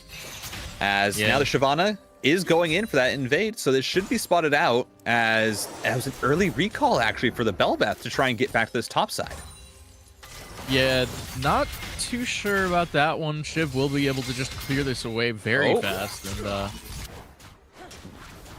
yeah, as there was a good trade there for the Sylas, but here comes the smite. It's gonna go actually over to the Bel'Veth. Gets the red buff, and now Darius is ghosting on down. Flash comes through, but that should be FFJA kill. Then it goes over to the Akali as Pyro goes over the wall. Oh no, Pyro! Maybe can try and get a kill here onto the Bel'Veth. That's probably the only hope that he has. But no, he's gonna go down to QQ and Capital One with a great read there on the early game and that invade. Yeah, Holmeston just flashing over, trying to get away from the Sylas, and goes, oh wait. He's 2 HP. It's a free kill. Yeah, why not? So does get that kill. The trade kill going over for Pyro on Flame ends up being a 1-for-1. So again, both the laners still even as oh, this is rough, Jaden. Bel'Veth is here. You saw them topside, Jaden. Why are you sticking around? And that's going to be the feat of warfare going over to Capital One. And this topside, once again, you draft it to win, and they get ahead as Pyro going to miss the E there. Can't continue this trade as Akali can just put a bunch of damage back into you. Yeah, and we didn't touch too much on this jungle matchup, but Bel'Veth, Shyvana, both kind of power farm junglers, want to wait till that level 6 mark. Bel'Veth even wants to wait until either a free kill, free takedown is a good fight mid lane. Yeah, Pyro there actually misclicking, W'd onto a minion and then, or E'd onto a minion and then also W'd onto one because Akali was in her shroud. Means that it's a very rough trade as FFJ still trying to invade here, but you're down a level into a Bel'Veth. I'm not sure about this. Sure, he has fleet footwork, but the Conqueror's already been stacked up. There's the W. And just gonna stab the Shyvana to death. Yeah, and just really clever pathing from the Bel'Veth, matching the Shyvana at each point. Neither champ necessarily super strong early. A lot of Bel'Veth's power comes from that level 6 spike, of course, but just smart pathing has the lane response as well, so there's not really a punish for any of these fights for Capital One in the jungle. Jaden's struggling there, but shockingly is actually up in XP because QQ has been roaming so much, as now Pyro in trouble. Does have the W though, and the E should be off cooldown as well, so turret shot goes onto the Bel'Veth, and he just walks away. And I think what's interesting, FFJ is here. They're just trying to go for this fight. W onto the Bel'Veth. E away. Bel'Veth can just dash out, and nothing comes of that. But I was going to say, with all these skirmishes happening, with the top side winning here for Capital One, the bot side is where we were expecting there to be a big difference. And shockingly, there have been no kills. This Lucian Nami has not been able to put on pressure. The Vayne is actually even on CS with the Lucian. Feels like a big discrepancy in what you should be seeing from this lane and to what's actually happening, and that might just be because of how well they're playing it. Here comes the trades though, and as soon as you go in, I mean, this is just going to be a kill. Barrier has to be popped. There's a flash available for the Lucian, and an E doesn't have the mana though. It's going to hold on to that, but a little strange there for Cube to go in, especially in this matchup. Well, and especially this late into it, right? But a lot of these trades, again, are as a result of Pancake not having the mana to really fight proactively or fight aggressively. Has to choose when to use those summoners. Pyro. Oh boy. That's just a solo kill for Holmes. Pyro tried to get the ult playing around that timing, but yeah, if you just walk up too far as the Sylas, if you're not respecting that shroud, wasting your W early, that Akali has the kill pressure, and Holmes saying, listen, I might have had bad lanes these last 2 games, but I am just as good as you. Yeah, and arguably better with that solo kill in the mid side. So winning that skill matchup early is, oh no, buddy. This is just brutal. Movement speed is popped. Akali's here. Luckily the E misses, but there's the apprehend. And I think that's just going to be a very dead Shyvana, even with Pyro here. Actually, now QQ just ults that. And gets the stacks. Pyro actually might be in trouble now. Knockup comes through. Jaden is here. Pyro doesn't die. Jaden just blows up the Akali. And there's still an Akali ult on Pyro. I think they can fight that with the Aatrox's health, but it looks like they're just going to back off. Pancake solo in the lane. He's going to have to dash away. I'm really surprised that Epic didn't try and take more advantage of that. It's a psycho. Oh, and now Jaden, it might just die here. FFJ is here. Pyro is coming down. This is where they need to fight now. As here we go. That's going to be QQ going down. Shyvana picks up the kill. Can they chase down the Bel'Veth is the question. You have a lot of ways to catch up with these two people. Bel'Veth dashing away. Still. Yeah. Pyro's going to have to back up. And in the bot side, that bubble lands, but nothing comes of it. Pancake is still low. I gotta know how Pancake is wasting all or losing all of his mana so quickly in this lane. Yeah, just has not been able to reset yet. We saw Cube actually walk forward with the wave behind him, take like 2 turret shots to ignite the Lucian, cancel the recall, and then use the minion wave to headbutt out, use that as a dash out. So really smart play from Cube, honestly, because Lucian without mana is awful to try and lane with. So yeah, it is rough. I understand how hard it is. Like, Pancake's trying to trade back, but he just can't dash, can't use his W. And 1Q uses up a lot of that health bars. Pyro here trying to trade, but I mean, the big difference here, this CS discrepancy in the mid lane is also pretty crazy, as it looks like that's going to go over. Actually, there's Shyvana. FFJA with a great smite, has level 6 here. Has to flash, but there's the dragon to follow. Gets the Q, but it's not going to be enough. Bel'Veth will just run away. But now the oh yeah, Darius is here. I was going to say the Shyvana is strong. It's actually running away pretty well. But Jaden's the only one here. The Silas is still in the mid lane. They're trying to fight this. I don't think that's the right play at all. Jaden with the Q3 is not going to be enough. It's a double kill over to Hopes, who roams on up, leaves Pyro behind, who has no mana. And this mid lane, Holmes is actually just running it right now. 4-2, ahead in CS, ahead in XP. Very, very well played. Yeah, and Pancake just ulting there, trying to get either the wave clear or the kill. Ends up getting neither, so still in just as bad a spot as Cube finds the angle. Has to flash away, and that's going to be a big cooldown there for the Lucian. As Pyro here does also need to reset. He almost has his TP back up, so should be backing soon. But again, advantages here. Bel'Veth 2-0-4, very, very strong. Obviously, the Shyvana, you don't need to be super, you don't need to have a lot of kills on Shyvana, because you will just scale extremely well as the game goes on. Yeah. Even without dragons, as you get items, you just get stronger and stronger. So you're not super worried about that jungle matchup. But what's also really interesting, Jaden in this losing matchup in the top side is actually up in CS and up in XP because QQ has been roaming so much. As here goes the trade to the mid lane. Just your usual trade. EQ comes in, Pyro Ws to try and get a little bit of health back. Has the Catalyst of Eons, which is going to help a lot, as Jaden here is actually trying to proxy. I don't know if this is the best idea. QQ, this is the apprehend over the wall. Now Jaden should be able to walk out of there. But this game, it's surprising, you know? The Akali is definitely winning, but the Vayne here on the bot side is actually ahead in CS. Yeah, and a large part of that, again, comes down to Cube looking for that one ignite that seemed a little weird, to say the least, but it forces Lucian to stay. Now Vayne has the Vamp Scepter, has... No, Pyro. No He's gonna go for it, the flash! Pyro doesn't W, he uses E first. Means that he doesn't get the health back. Lucian is gonna be launched away. FFJA with the snipe comes over the wall in dragon form. Tanks up the tower a little bit. Wave is here now. Mo Money has absolutely no mana, and that means he's gonna go down to the Vayne. And this bot side, which is supposed to be winning, as Akali also dies there.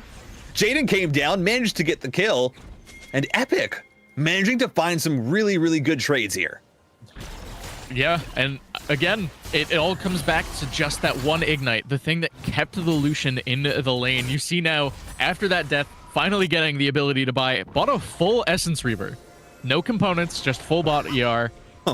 That's how much gold he was sitting on, and this is why constantly was at 0 mana, was not able to take that reset, stuck at low health, low mana, and was punished as a result. Really, really smart play from the bot lane of Epic Victory Royale, and a little bit greedy from Holmeston in the mid lane, going for the flash solo kill under turret. Very not necessary. I think once Silas is out, you just push the wave in and you're fine. But as a result, another kill going over to Jaden, who, after a rough early game, 2-2 now on the Aatrox. Yeah, now that this Aatrox is out of that early game, he suddenly trades a lot better and fights a lot better, as Pancake is just going to go down. The damage from the Bork and the lethal Temmo there on the Vayne. And this is, I mean, this is what happens. You play Lucian Nami, if you're not able to control the early game like you should, and you get behind, suddenly, you know, this Alistar's very easily able to dash in on you. It's very hard to try and get away unless you land your Q, your bubble from the Nami. And this Lucian, no sums, no way to get out, and there's so much movement speed coming out from that Vayne ult. Yeah, and it's really easy for her to just run you down. There's not a whole lot of peel away, so definitely a little concerning as this game will progress. There's not a whole lot of lockdown just in general for the Vayne, so if she's able to maneuver around these fights, it could very well swing back into Epic Victory Royale's favor. And you see how well Jaden is trading now on the top side. He has his cooldowns a little bit shorter with these levels. Again, still is up. His Pancake is now going in, and that's kind of how you want to start trading. Good ult. Pancake, though, is getting low.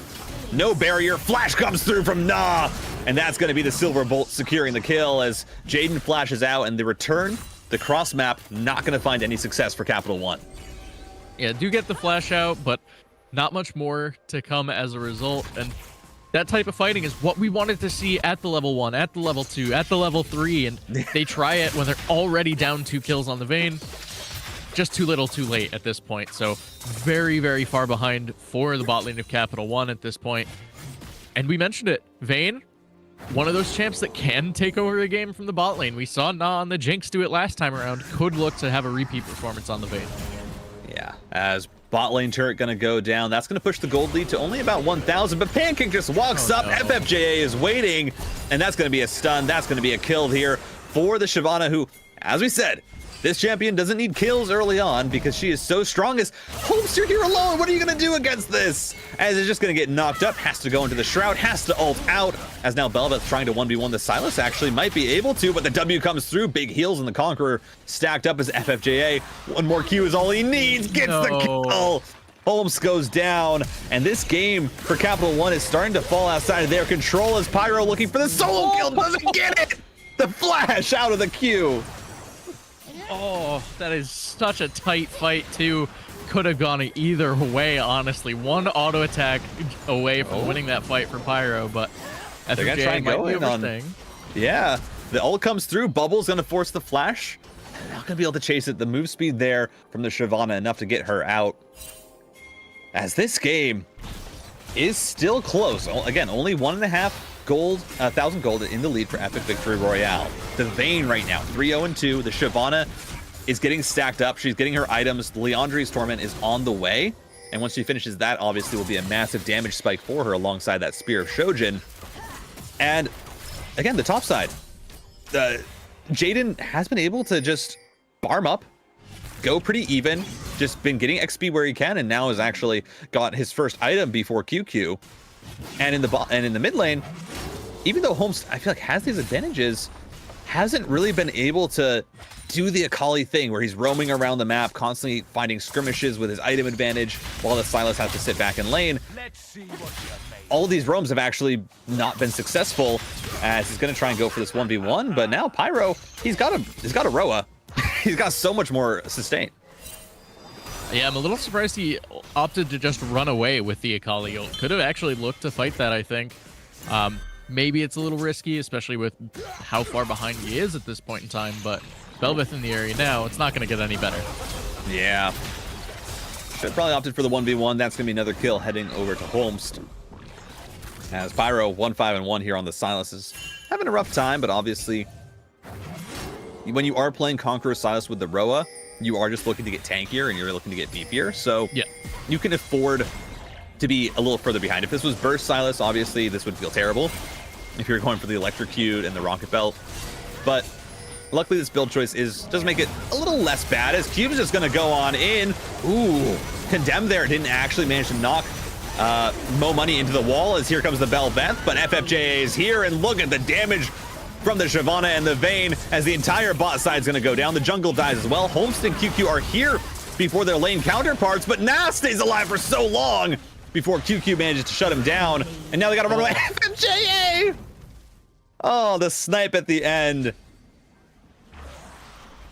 Yeah, but like, look at how much had to be burned there to take down this Vayne, right? The only member to realistically fall in that fight, and it was a 4v5. Silas was still coming back from the prior death. So really, really strong fights coming out. The Shyvana is just so strong at this point in time. Nah takes forever to fall as well, and it's a byproduct of what we were saying before. No ability to lock down this Vayne. It's a lot of damage, but no CC, so she's able to maneuver through these fights relatively easily, especially with the lead she got early on. Yeah, and I think we're seeing why that Shyvana was banned all 3 games in the spring finals. Yes. Because this Shyvana, 140, 30 CS on her opponent, 2 items now. You know, the item parity is very even, but when you're looking at how much damage she's getting from now, hey, they have 2 dragons. So you haven't been able to stop the Shyvana from stacking dragons, and she's also a level up. Her damage is just quite insane compared to this Bel'Veth. And Epic, I mean, it feels like they're starting to really run the map here. You have, again, the Vayne and the Alistar. They're just able to walk wherever they want. There's no lockdown to stop them or to shut them down. Only real chance here for Capital One is maybe in the top side, but here comes the Shyvana, and Epic was ready for this. Cube was here, and they get both kills. Yeah, setting up for that dive early is Nas gonna fall. Almost trades it back, but the Nami was there in time as here comes Silas looking for a tidal wave. Nope. Yeah. Oh, well, there's Shyvana Q as fortunately just stayed a little bit too long, and I think Capital One here, we're starting to see this, the mid-game macro. You didn't get the advantages in the early game that you needed from this draft, and it makes this mid-game just so much harder to play out. Yeah, I mean, I think Capital One had the early leads too, but so far this mid-game has just been run by the Vayne, which was the only real bright spot in the early stage for Victory Royale. So playing well around that carry, and now we've seen FFJA just able to start scooping up kills in these fights, as Nami might have walked too far up. Yep, looks like Ignite's going to go down. Surprisingly doesn't die as the Bel'Veth is here. Silas a little low on mana, but obviously the more damage he takes. Akali's here too.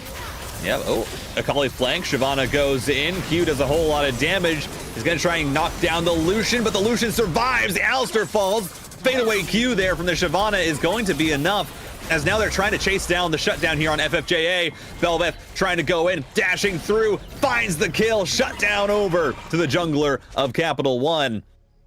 And finally, Capital One, after what seems like multiple minutes, get a positive trade, but here's Vayne, and that should be a very, very dead Akali. Yeah, almost assuredly. Oh, just a little tumble here, and maybe not. The move speed here is from Holmst is maybe enough, but I feel like, I mean, where are you going to go? Get an execute, I think, is the hope here for Holmst. Pops the W. Should be able to. Yep, as another fight in the mid lane. QQ here, trying to dive onto the Silas, gets the dunk down. Silas falls. And again, that was the one weak point here for Epic, and now Jaden trying to run away using his lifesteal as much as he can, but it's a second kill over to QQ. And this Silas, the one weak point. And Capital One is doing a great job of trying to take advantage of it as they've evened up this gold lead, and now trying to dive back onto the Shyvana, who does not have a dragon form. Ghost comes out from QQ. Apprehend, there's a lot of health here on the Shyvana, but does he still have his ult left? Doesn't look like it as the Alistar comes in, stops that engaging. Oh, you can see here, Nas here, the Vayne's here, and that's going to be a kill.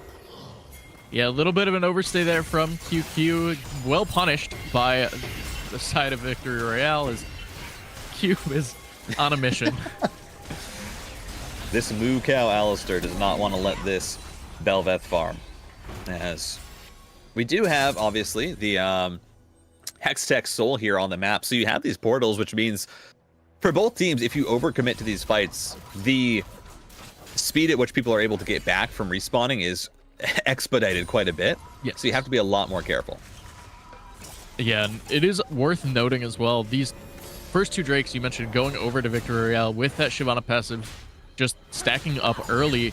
Bel'Veth also cares more about the top side of the map, the top side neutral, so was able to get the Rift Herald, got that 3-minute ult for him, which means you're able to start looking to push out waves a little more and try to look for those more aggressive sieges as a result with the extra little void mites. So a little interesting to see that with that 3-minute form, it's more focused on the fighting. We saw that Rift Herald popped mid, so that definitely was one aspect that was beneficial for it, but interested to see how this Drake fight will pan out, as should be the next play here.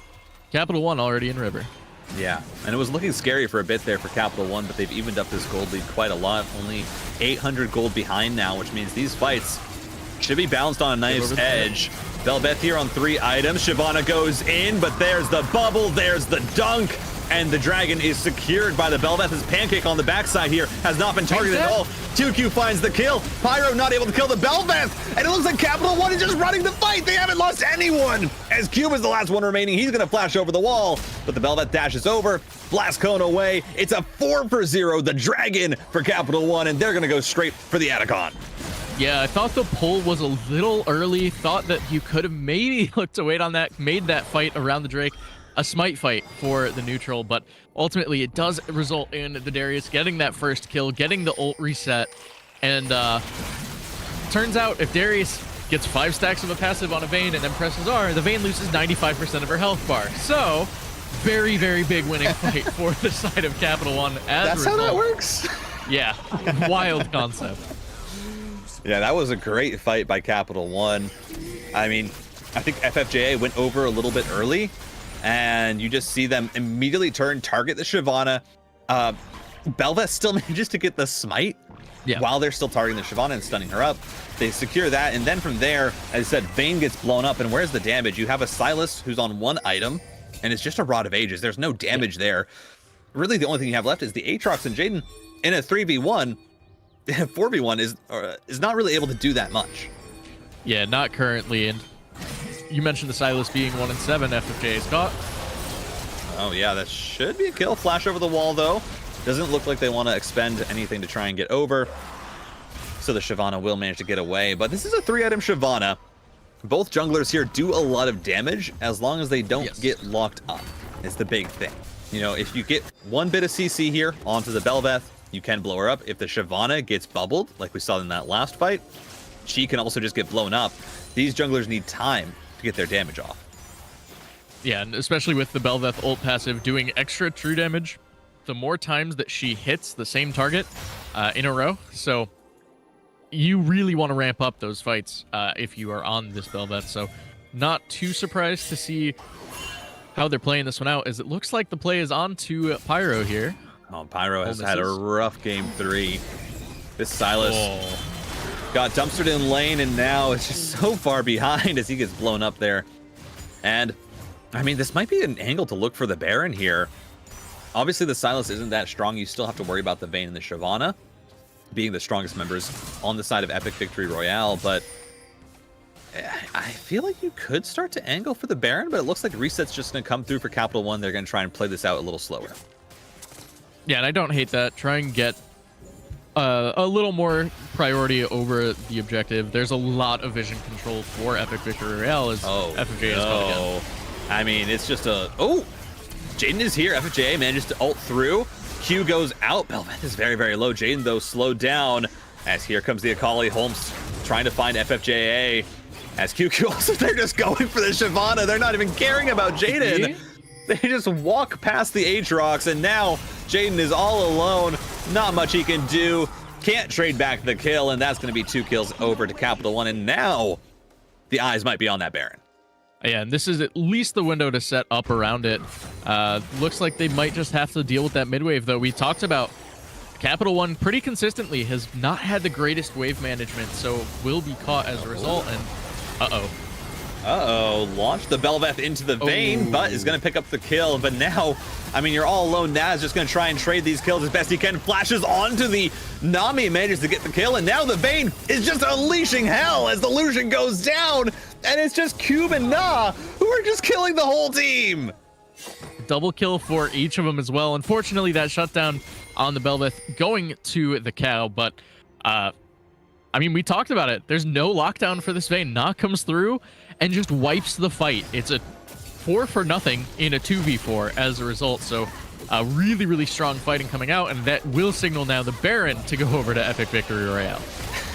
And an absolutely carry performance here from the Vayne. I mean, that should have been a Baron setup for Capital One. Instead, Yes. Cube says, hey, you're strong. They don't have any way to stop you. I'm just going to go in. Trust me, man.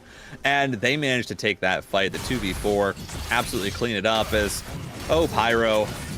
Yeah, you're not getting out of that one, unfortunately. Looks like QQ doesn't want to use the ult. Yeah. It's on cooldown still. So Just came off.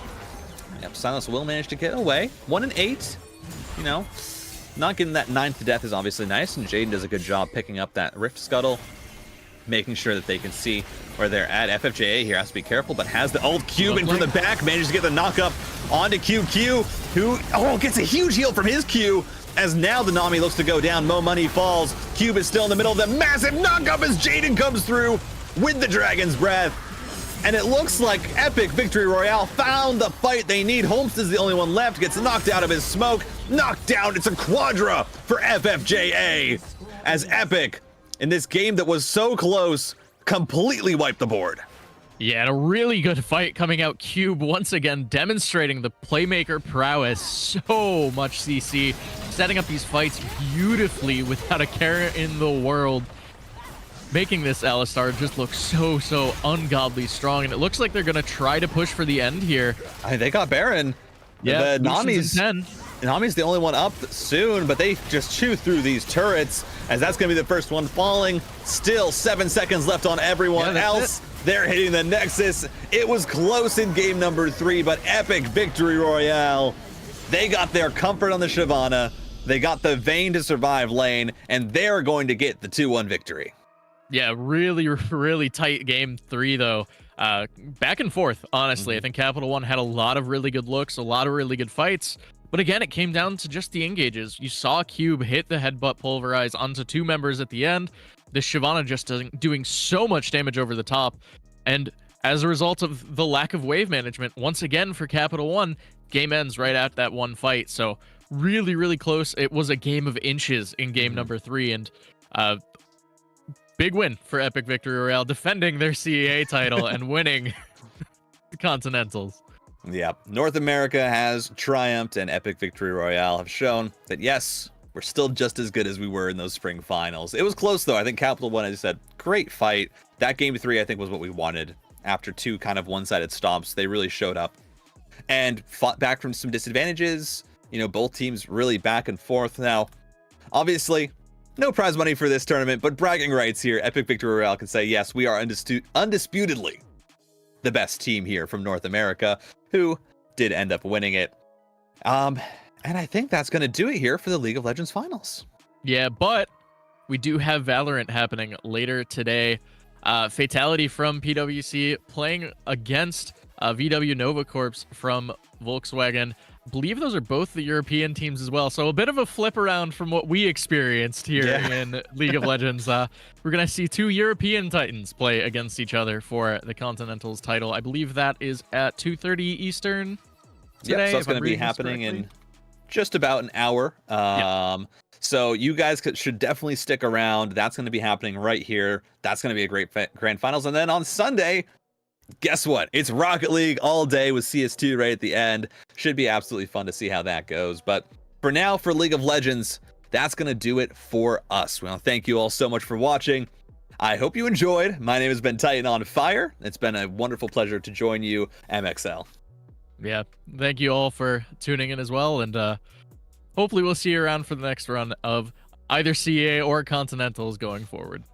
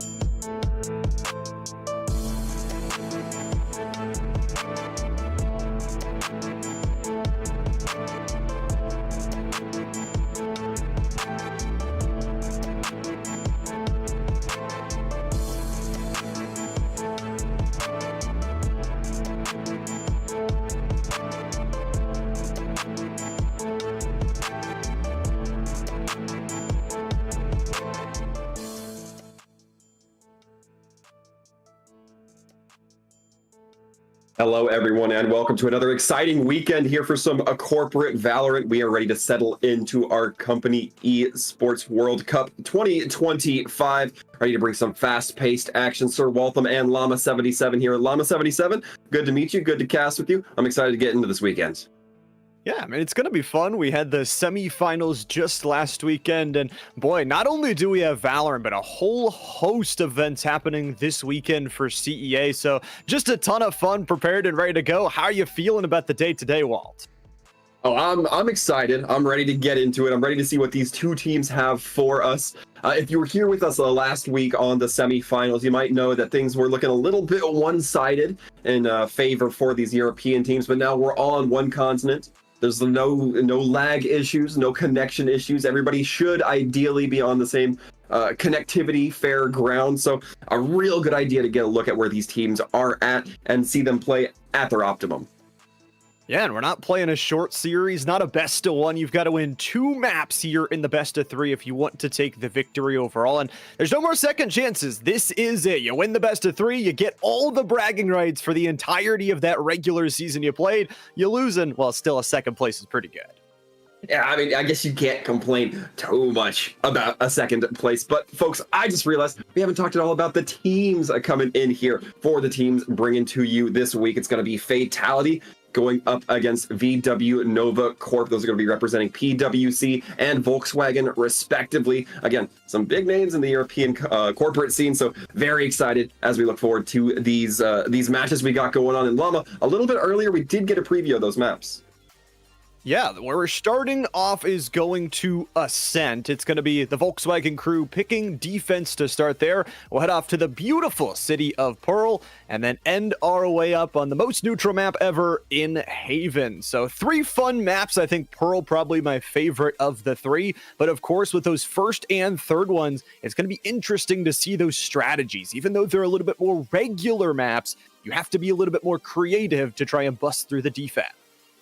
Yeah, I don't believe we saw Pearl last week either, so I'm definitely very excited to see it kind of come back into the rotation, back into the fold, see how the teams cope with it, and whether there's that big of a European difference between, you know, what those of us in the North American scene might be used to seeing, because, you know, sometimes Llama regionality can play a big difference in how teams decide to tackle a map.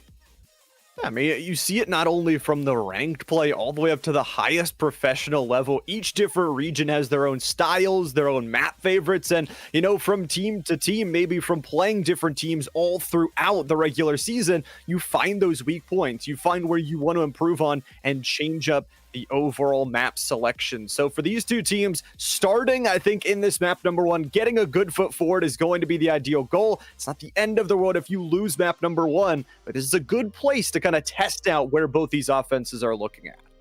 Absolutely, and I can hear it in my headphones. We are about ready to get into this agent selection, starting off once again at Ascent. We can already see it looks like the classic triple neon comp gonna be coming out. Not really, but a fun thought experiment either way. But no, these teams kind of still figuring out what they want to do. We saw a lot of Initiator last week, and not to a big surprise, this was the weekend right after the Tejo changes, so still curious if teams are going to be getting acclimated to how he's going to be playing a little bit differently, perhaps a little bit more expensively for those long rounds.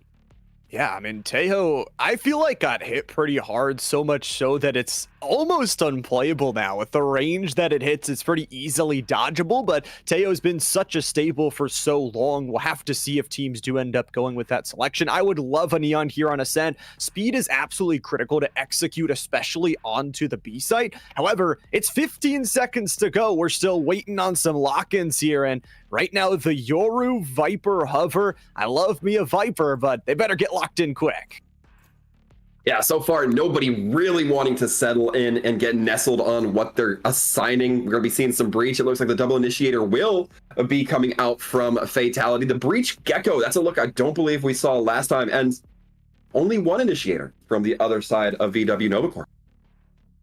It's interesting. I feel like you bring the Killjoy, you play a little bit more towards the side you're starting on in this defensive. You have the Arena, you have the Sova for this little bit of information, but then you also have this kind of Killjoy jet setup that allows you to smoke off, engage, and go super heavy on some possible mid plays. So it'll be interesting here. The comps are set. Map number 1 is ready to play. Let's get into Ascent. It's going to be that all-important pistol round coming out, seeing exactly how these teams are looking to line up their kits. We're seeing a couple ghosts come out onto the field, 3 on the defensive side to be sure. I'm sure we're going to see that increase as the teams and players get settled in, figuring out exactly where and how they're going to be posting up. 4 ghosts on the defensive looks like they're getting to be a bit more punchy rather than relying on those abilities to start. The Killjoy, of course, makes sense as the one character that doesn't necessarily have that ghost bot.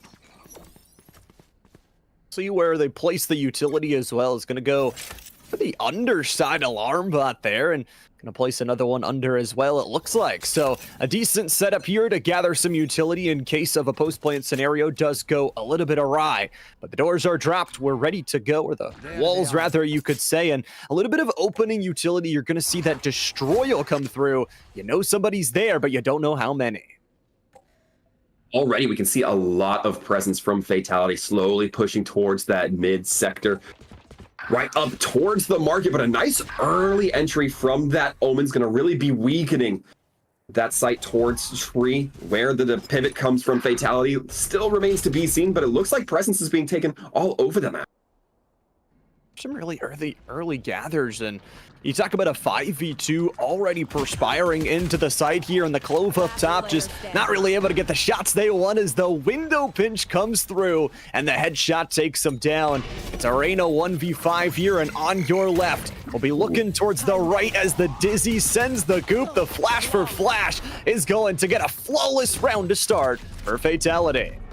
That is a great start for Fatality, and NovaCorp's having just a tough time holding down those early entries. I believe we saw some early aggression coming out of them leading into those initial kills.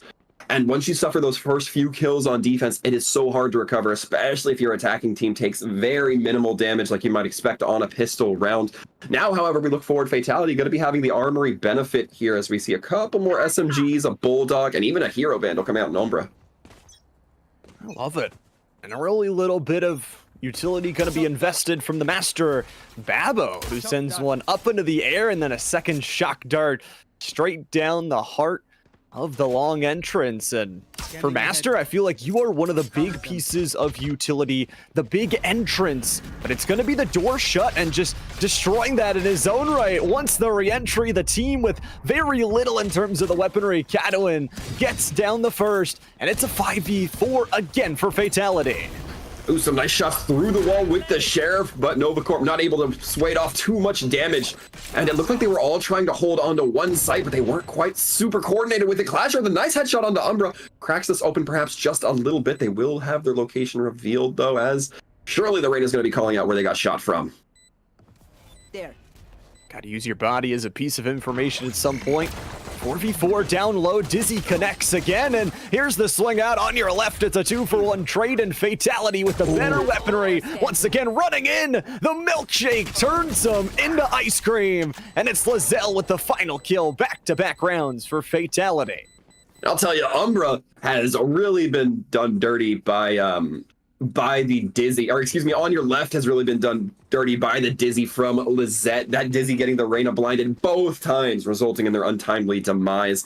Unfortunate spot for VW NovaCorp, but now's the opportunity where they get to re-equalize, re-stabilize, and come back with a little bit of a stronger fighting force. Fatality did invest quite a few weapons, which they ended up losing. We saw the 3 deaths, I believe, coming from Fatality. That's gonna cost them a little bit. Absolutely, and this is the usual flow of Valorant, as we say. Whoever wins that pistol, they get the better weaponry going into the second, and then in the third, usually have a little bit worse scraps to go into. But 2 rounds already, you talk about on an ascent map, which is 2 sites, definitely favorability goes towards the defensive, and it's going to be interesting setup. The Killjoy utility is going to be guarding overall the mid portion of this B site, but Reyna is the only one truly guarding the site. See those KJ swarm grenades coming out, trying to flush out market. They seem to have a really good idea, NovaCorp does, that Killjoy is posted up in market, or at least somebody is posted up in market. So they want to be a little bit more hesitant towards that. But is the Killjoy, they got to anticipate all the utility being there as well. Umbra slowly creeping up, might see this alarm bot. Does eventually and clears it. Now the pressure going to start to be felt for NovaCorp as Happy Milkshake gets that first kill once again with the Stinger.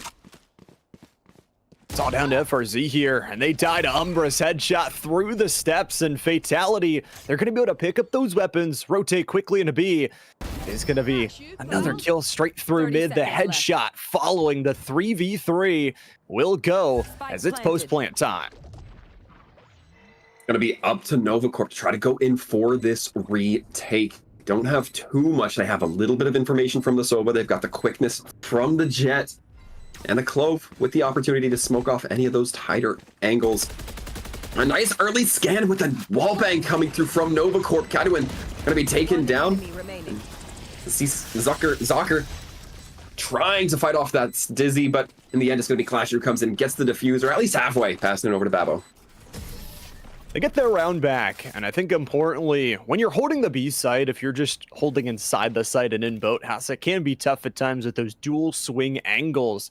And the NovaCorp play it perfectly. They get their first round of this half. More importantly, they'll be able to work some of that weaponry they earned over in towards this next round. But Fatality, this is round 4. They built up enough economy. They're going to have full shields on 3, 2 light shields and rifles for everybody.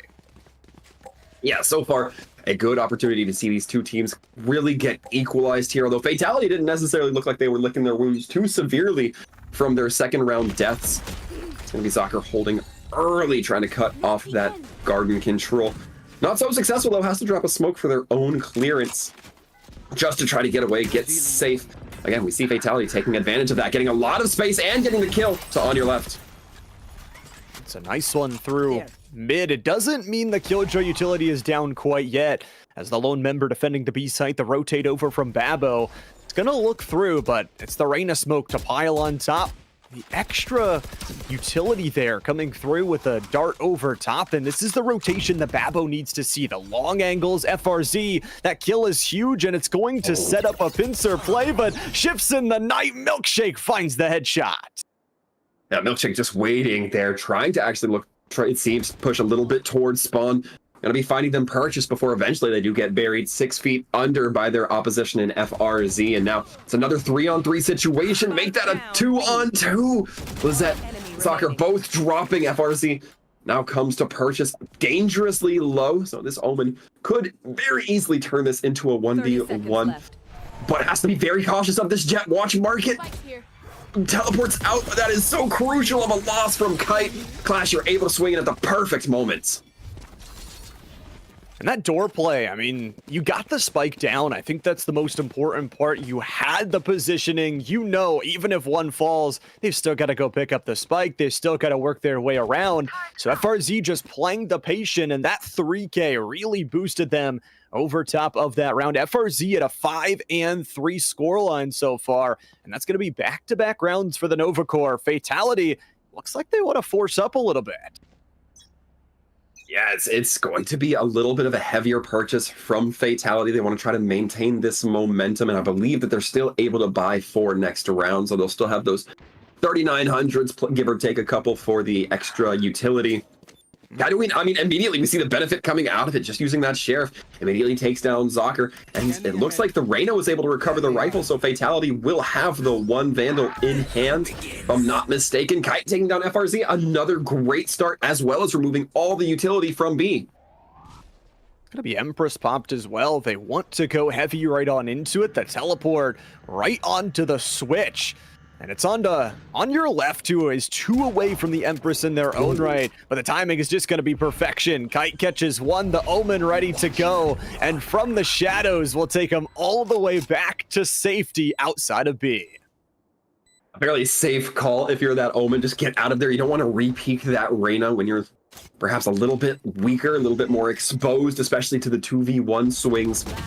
Now we could be seeing there. Happy Milkshake with a nice kill from the Stinger. A flawless round from Fatality. And we were talking about that weaker buy, but it doesn't seem to have hampered them in the slightest, Llama.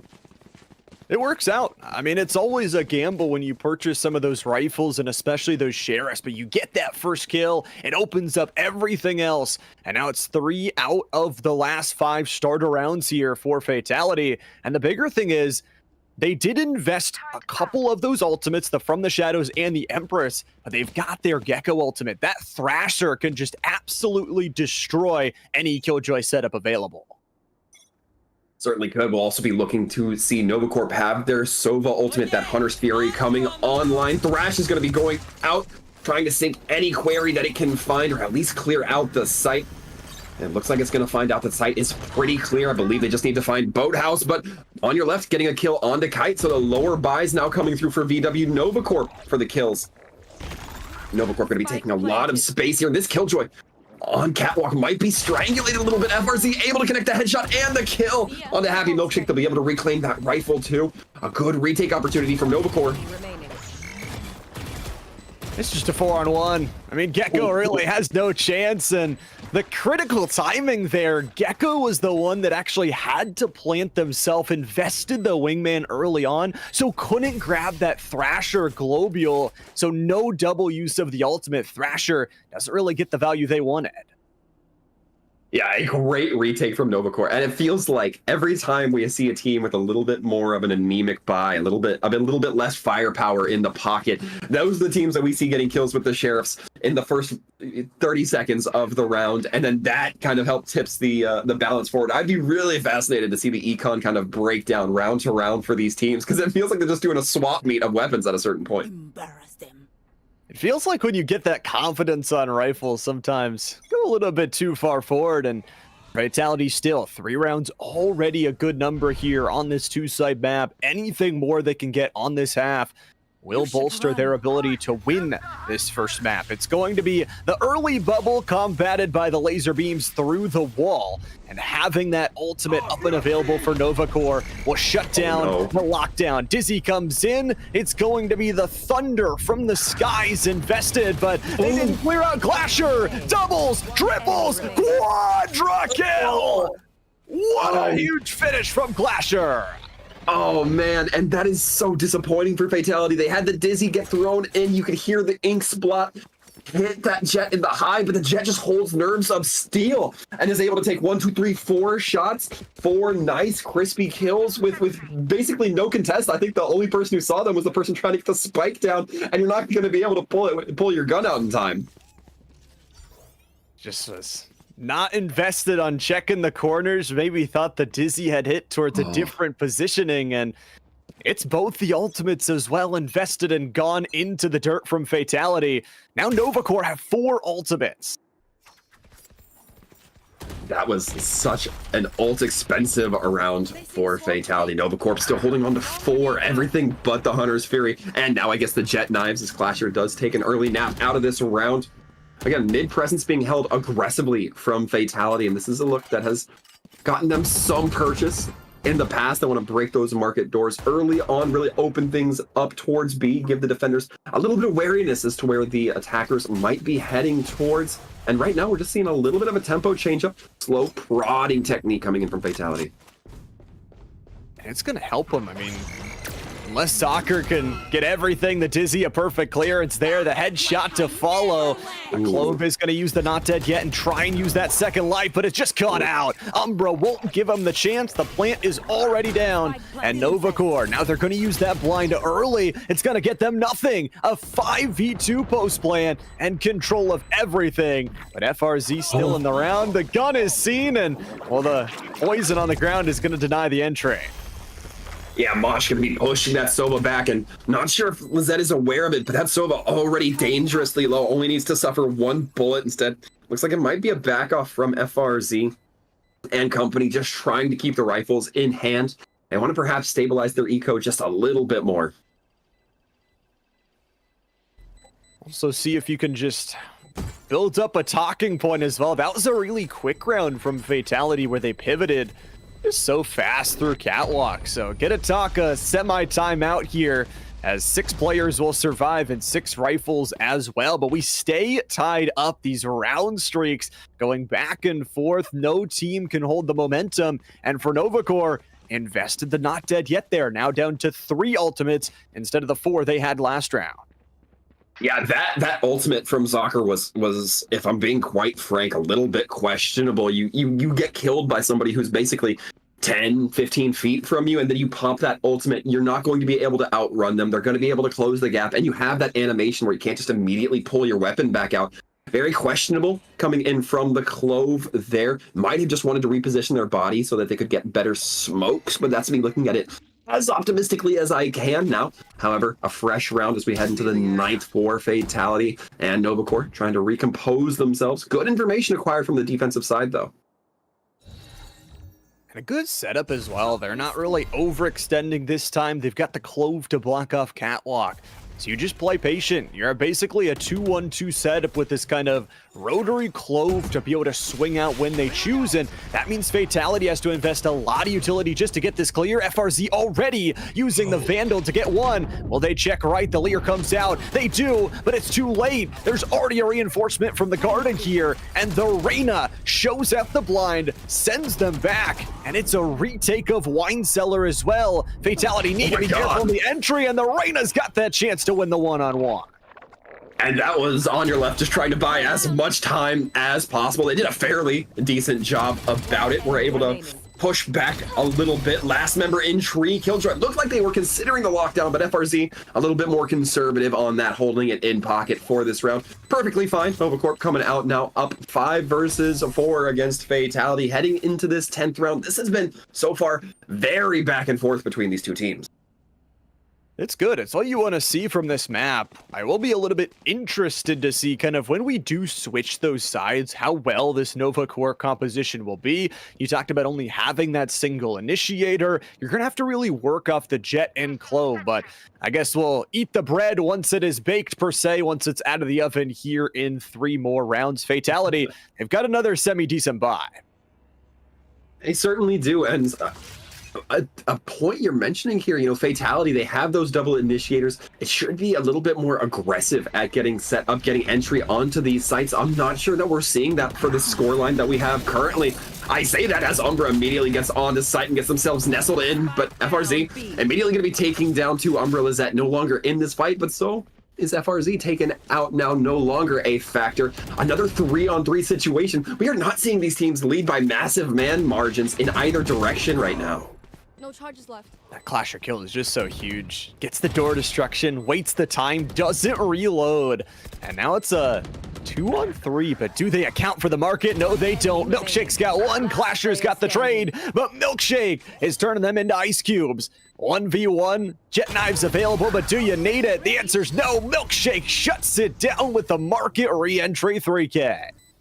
Yeah, that was good awareness. That Jet had the intention of trying to figure out exactly where that Killjoy was coming from, just did not have the marbles, did not have the full information, the full spectrum of knowledge to really suss out exactly where they needed to pre-aim to get those shots in early. Too many angles for the Killjoy to retake from. Good opportunity, but once again, we're seeing another equalization, and this could very easily be a half that ends 6-6 here, Llama.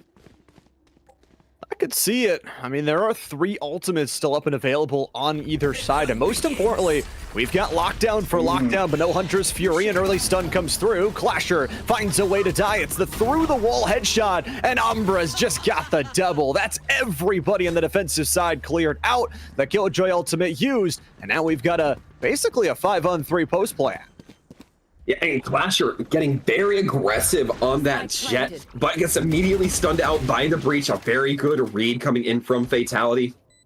And now Fatality have the numbers advantage. They have the time, the clock working in their favor. They lose 1 in Umbra, perhaps their most aggressive player, but it doesn't really matter. They still have some great positioning. Fatality picking off these members 1 by 1. Keep an eye out on that Clove as well. Yeah, but manages to take down. What happened? Nova turned this fight into a 1v1, and that is a huge opportunity. Godwin has the post plant set up with the Rolling Thunder, popping FRZ up high into the sky. But the Clove blinds, the Clove smokes, I should say, going to be coming in a little bit too preventively. Oh, the timer is ticking down. It doesn't look like there's going to be enough, and Kataween able to take the kills. Clutch is the name of the game, and 6 rounds guaranteed for Fatality. I mean, what a post plan, just back and forth. You got to see the setup when you have control of market and B main. It is so tough to retake on that defensive side, or rather when you don't have that control, when your opponents have it, but also just smartly investing those ultimates, using the lockdown early, using that Rolling Thunder right towards the end. Guarantee yourself a round, because there's only 1 round left in the half, and unfortunately you can't take those ultimates with you to the second half. And oh my goodness, that storyboard told so much of a story. 3 members on Novacore with a little bit more meager kill counts compared to the Jet, and I believe the Killjoy. So definitely some carry players fighting here. Everybody on the attacking Fatality trying to check underneath these smokes. Post plan getting set up immediately. It's an ability surge coming out from both teams. No Hunter's Fury to try to disrupt any entry coming through from Fatality. That lockdown also going to be sending people away. Lizette able to get 2, and that's huge.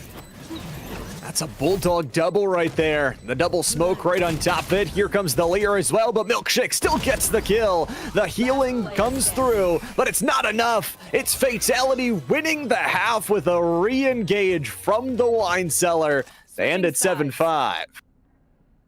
And that was way close of a half. I think that if that half is anything to indicate here, Llama, Novacore and Fatality are going to be going out for blood, and I hope we see 3 maps out of this.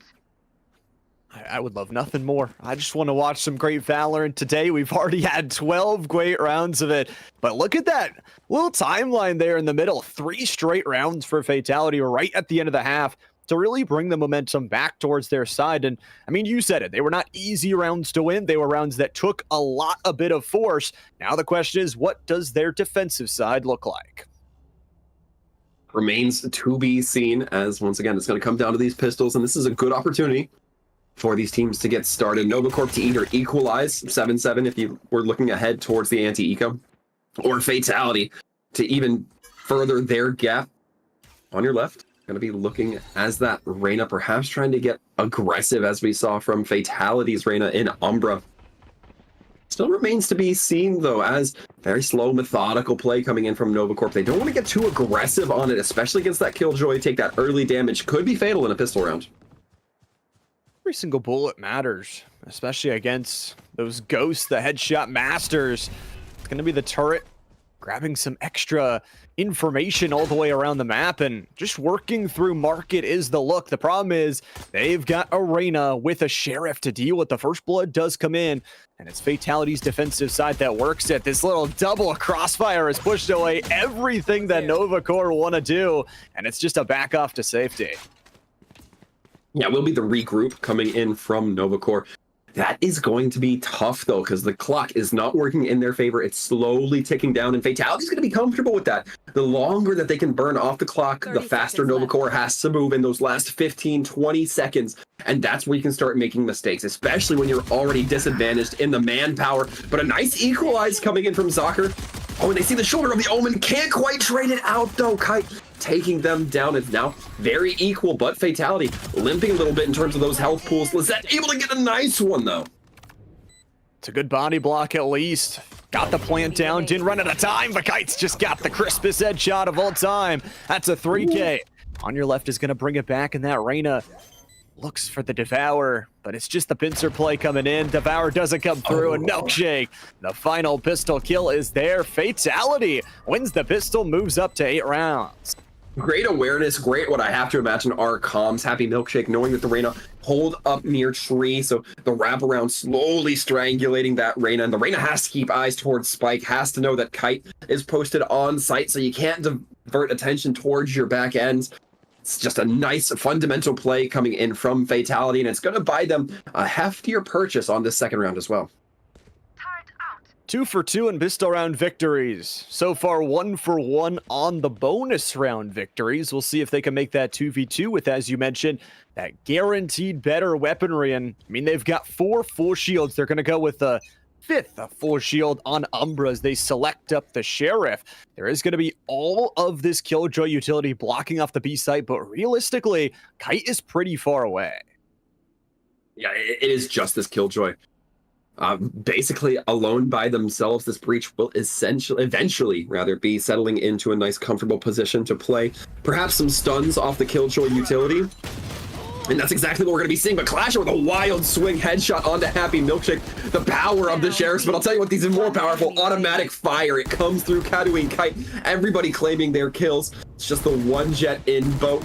Question remains, does Fatality decide to push their luck, try to get onto site, or do they pivot and go to A? Ooh.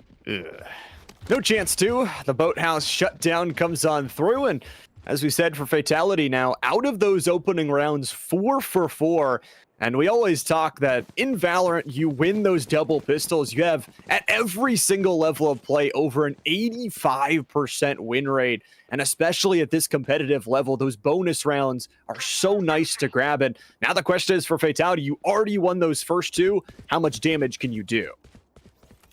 Certainly remains to be seen, but ideally, if you're a fan for Fatality, you want to see them do about 4 rounds worth of damage to their opposition in Novacorp. And we might just see it here, folks. Novacorp looks like they might be working their best way to try to route, but a nice reveal coming in from from Novacorp allows them to get that early kill onto the breach. So the breach is holding power, not going to be in effect this time around, but be careful. Novacorp have to push through this mid, and they've suffered losses here before, but not this time.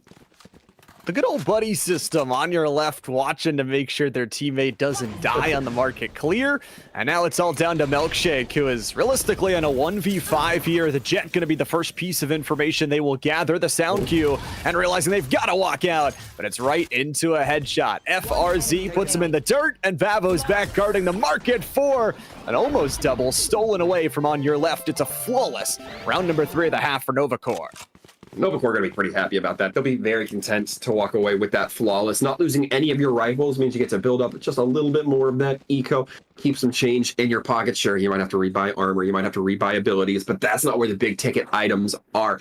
Fatality, however, on the other hand, are going to be looking to have some big ticket items back in their possession. The only thing lacking is we see Umbra with that Guardian light armor, although the Reyna, we know, you get that kill. Suddenly, you're not wearing light armor. You might as well be wearing full. Absolutely.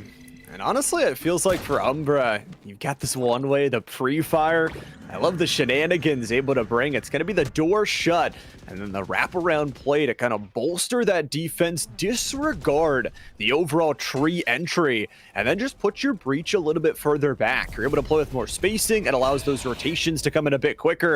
And then as soon as you send out that Leer here, Clasher wants to try and fight it, knowing they've got to deal with a flash. What is that shot? Wow, blind. Clasher opens up the window. That is crazy work coming in from Clasher. I thought that breach had them dead to rights. Not so the case. Novacore looking to settle in onto site, and they will eventually, but it comes at the cost of their clove. No smokes to restrict that rafters access. And the Gecko taking quite a bit of damage will eventually be detected, revealed. And Umbra kind of held up in this tree zone by those swarm grenades. Takes a lot of damage from the swarm. Might have been a mistake. Reduces the effect here, but the healing coming through from the Soul Steel going to be very well done. 2 members remain from Novacore. A little bit more hair thin than you'd like to see it, but Fatality just not quite able to hold on. And honestly, I wouldn't have been able to either if Clash killed me while blind and then just took the fight with force and double killed the follow on top of the already kill they already had. So yeah, second on the leaderboard for the team, second in the lobby in terms of kills for Clasher, who is 17, 9, and 1. And the more important thing, I mean, look at those ultimates. Only one available in terms of the Empress, but Clasher, FRZ, and Babo all one away. A very good spot to be in when you have those ultimates that can be round changing, especially if you're able to tempo them ahead of your opposition, especially if that Soba is able to get his before the Killjoy's lockdown. You don't have to worry about that zoning you out. Kadui with a nice position has to pull out the classic and does eventually land the connect with its Stinger classic, and Kadui might be able to take some loot for their benefit, does so in that Phantom. And now Novacore really going to be struggling here against Fatality, suffering those 2 early losses, so crucial. That gun's free, by the way. Some good damage and a good little take of the site. It's all kind of a smoke and mirrors disguise. So Novacore, they're going to at least get that spike down, being able to build up some of their ultimate points. But now they've got a tough bit of task. It's going to be the lockdown already sending the way out. So forcing Fatality to either choose, commit now, or have to bide their time even more. It looks like their choice is just wait. They're going to have to wait the patience. And then once they go, Clasher doubles again. The flash out, they'll trade him through. But it's FRZ from the boathouse that dunks their ship, doubles the kills, and Zucker finishes it off with a cherry on top. Yeah, it looks like that Killjoy is a little bit too concerned with getting that rifle, doesn't keep eyes towards that corner where the Killjoy is posted up on top of those boxes, takes a headshot for their loss. And that is unfortunate. It looks like the attackers were successful in kind of pressing off the defenders with that lockdown, able to really push them back. Make them have to play, again, like I mentioned before, play a little bit sloppier once the clock starts working against you. However, we still see that both teams still pretty healthy with their ultimates. We see 3 ults on the attackers, 2 on the defense, so not necessarily anemic from either side. Well, this is a round for Fatality where you have invested a lot. You've lost 3 straight. You lose one here, it could be back to pistols again for you. You've got to be very careful, especially you talk about that Hunter's Fury. Could just keep it until the lockdown comes available, or could push the pressure with that Empress and the knives as well. You have those duelist ultimates that could be game-changing, as Lizette's going to grab some information as Mosh will go down. Mosh goes out, but it sections off that Jet. Not going to matter, though. Kite trying to teleport their way to safety, does not so, instead teleports their way to danger. Novacore going quickly for the plant, and Fatality really seem like they're struggling to kind of fend off Novacorp from getting nestled onto whichever site they decide to take. Might cost them here, as now they are down a man and have to go in for that all-crucial retake. Lizette does still have some Dizzy, does still have some utility, the wingman as well. Gather what they can. The blind comes out, doesn't quite hit Zucker, but Zucker now does eventually get taken down by Happy Milkshake, and it's a great start for the retake from Fatality, but it all comes down to this breach as the remaining members start to fall off. It's just going to be a save at this point. Realizes cannot invest in a 1v3, and man, it is just those boxes. I swear, I can't remember how many times in ranked I've tried to stand behind them and just get shot through them, but they are not safe in any way, and Novacore know their lineups, know their kills. You look at where those X's are. They were right inside of the site and one on the entry towards A. Novacore have gone 4 straight to now tie up this first map. Yeah, a great recovery coming in from Novacore. And I mean, it's looking so good. I think it comes down to what I mentioned a little bit earlier last half, right? We have a lot of power being loaded into FRZ and Clasher. We can see it here on the kills. We can see it here on the scoreboard, 21 and 10, 20 and 10, and then the rest of their team lagging a little bit further behind, whether that's due to On Your Left doing some great work, getting that information and getting the ability to enable those early kills, or whether it's just that those two players, the Killjoy and the Jet, are that much power loaded. It remains to be seen, but either way, working out beautifully this half for Nova. How will it continue to go, though? It's not just about how close you can get, how many rounds you can stack together, but who can win this map. Of course, need to win 2 if you want to win the best of 3 series, with 7 ultimates across the lobby up and available here in this round. What do they choose to go with here? Cadwin is going to go for the Rolling Thunder, bouncing everybody in towards the trampoline. Lizette's got a shot through the wall, and this Jet is just trapped in the pizzeria. Cadwin makes him into a topping, and it's a 5v3 already in favor of Fatality. Milkshake even gets one more.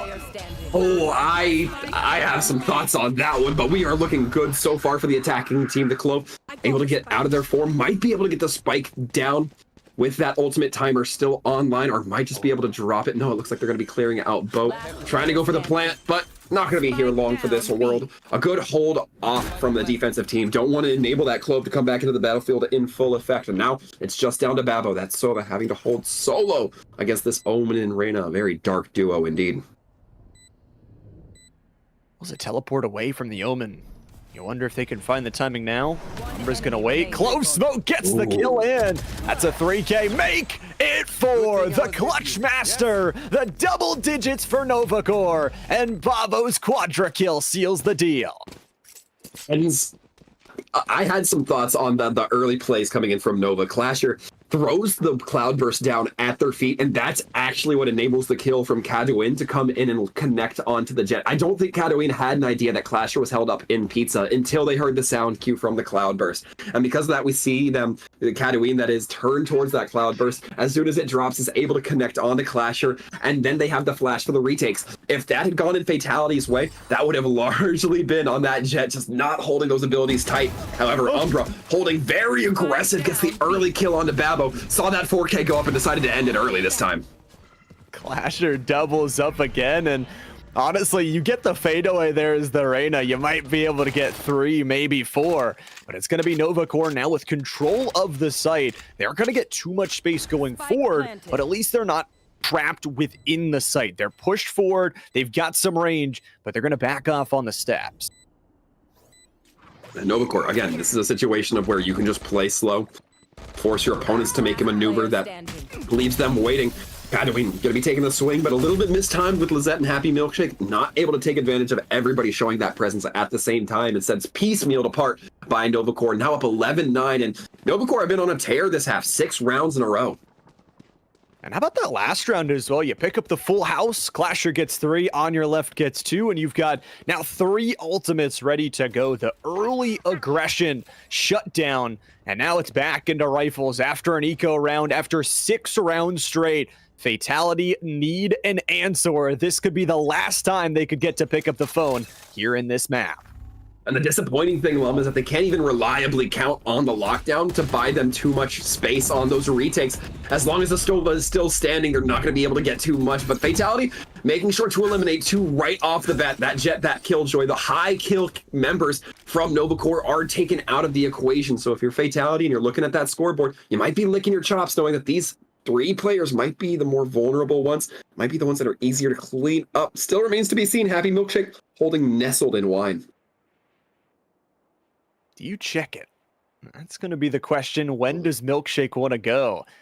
They're not really looking right now, and they're just going to walk right to the line of fire. It's a double kill disaster as blood falleth. It's the 3K from Milkshake. Oh man, the good discipline, the good preparation from Milkshake. Doesn't get too antsy. Waits, holds the patience on that first kill onto the Clove until they can see the Reyna as well. Then the follow-up is there, leaving Babo all by themselves. Babo looking a little bit disoriented, not having the wherewithal to know that the Killjoy got the kills from wine instead of from sight. So excellent performance coming in from Fatality, helping to equalize themselves just a little bit, stabilize and regroup themselves. Surprisingly though, Novacorp not as flush with cash, especially on your left, as I might have anticipated. They did have a lot of deaths in those previous rounds, even though they were winning them. It is some ultimates still available, and for Lizette, it's just going to try peek. Ferrari swings out, takes down the top fragger in Clasher, and now for Novacore, you wonder, where do you go? Lizette not only got that kill, but gained the information that there are more coming through main. We still do have that Thrash online. Can be used to sniff out any weaknesses on this push coming through from the attackers should they need it. But on your left, going to be getting very aggressive using those Leers, trying to rein in. Lizette does see the Reyna though, has to go for an unfortunate reload, and on your left able to take advantage, get the headshot and crack this site wide open like a nice walnut. It's going to be all up to this Killjoy to try to retake, but Milkshake, only one player. Only so much you can do. Might be looking to hold on to their rifles. They just recovered. They just restabilized. On your left, can't connect. Soccer can though, and that's a 3K. Novacore have earned themselves the map point here. Just one away from earning themselves a map #1 victory. And with 4 ultimates to do so here on the attacking side, I mean, it's going to be an SMG, a regen shield, and some ultimates to try and fight back from Fatality, but they need to win 2 rounds straight if they want to force overtime. Yeah, and then from overtime, if the first round or the first half is anything to base off of, who knows how long we'll be here for Llama. But either way, never complain about some more high-quality Valorant, which I believe we are seeing here today.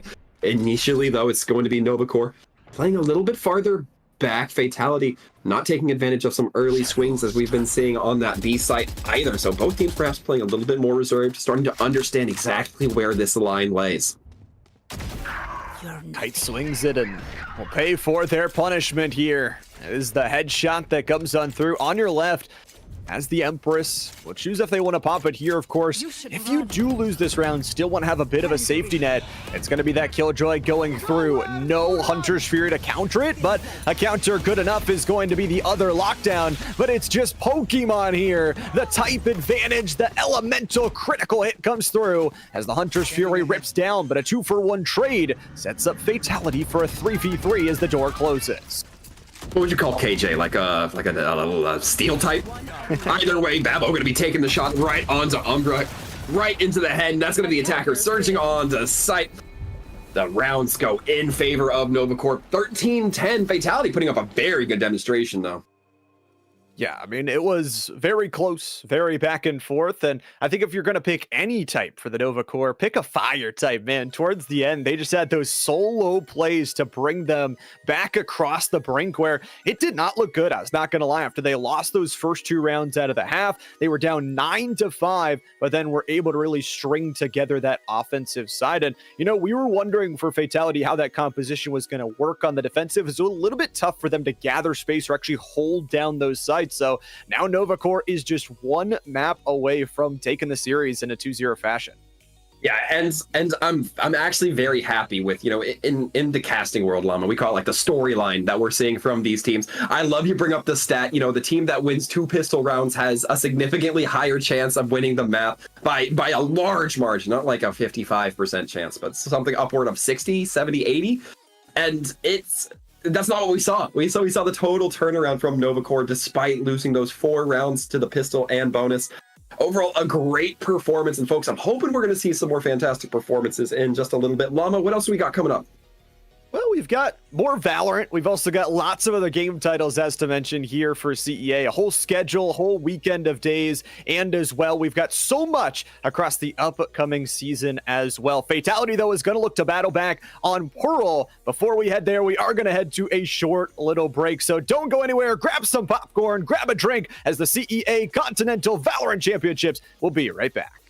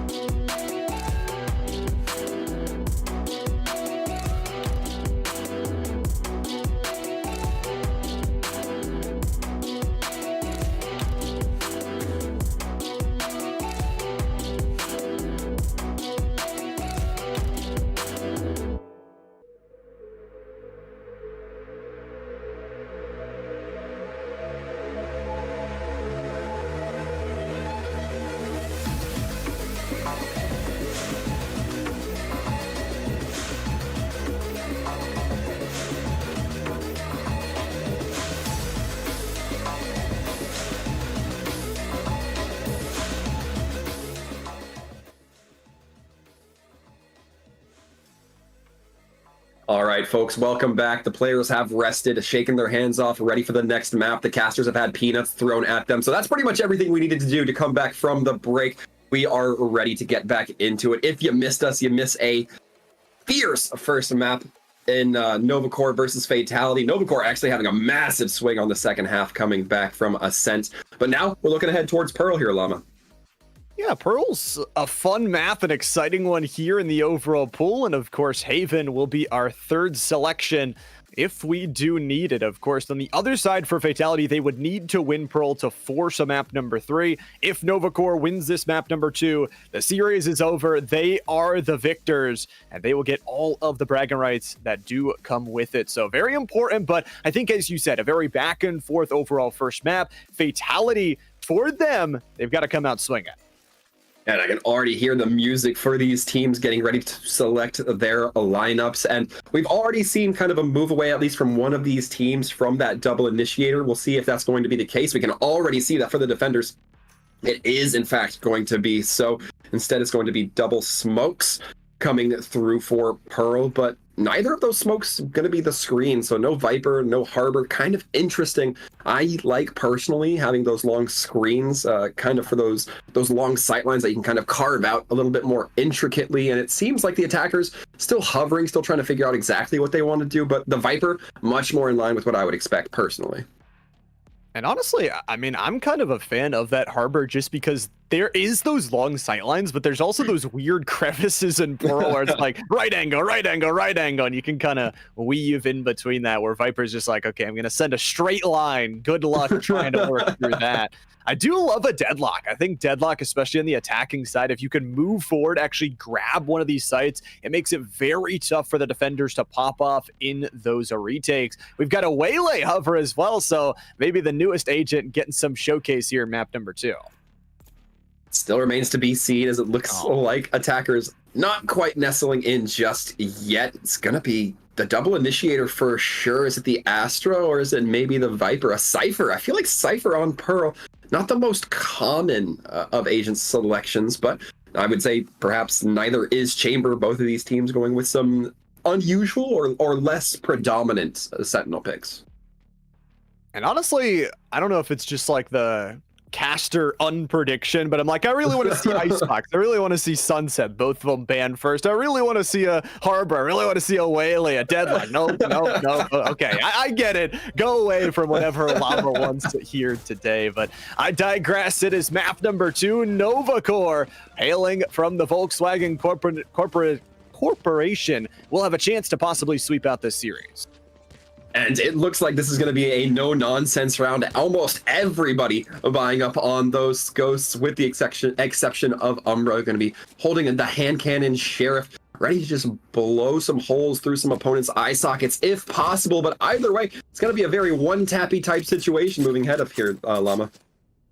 Those headshots can be nice from the Ghost as we're ready to go. Fatality starting on this attacking side, and we are ready to go for Pearl. If you've never seen Pearl before, it's that mid-highway that can really generate a lot of momentum. B is so tough, especially against a Chamber, because it has literally the longest angle ever, and that Headhunter can do some damage, but it's going to be the teleport back.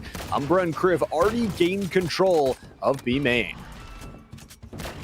And gaining control of the length of B is not the hard part. It is getting onto the site with this. I mean, sure, you can smoke off those the hallways to prevent those long sight lines. Oh, but on your left, barely able to dodge that headshot from the Ghost. Doesn't dodge it the second time. Kite able to take advantage. Now that Gecko not going to have the kits, not going to have the Dizzy to really give themselves that information, that heads up. Will still be available for Fatality, however. Babo not quite able to connect onto Umbra, but Umbra lands the all necessary shot they need to. Wingman scurrying along to get the plant going.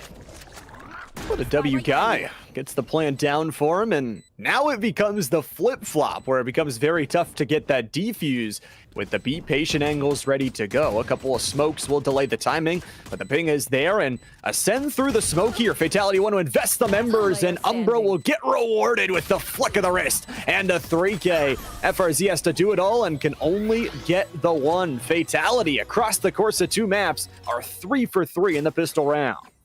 after last game, I'm not putting the hype on Fatality just yet for winning that first round pistol. And it's not because they lose those bonus rounds.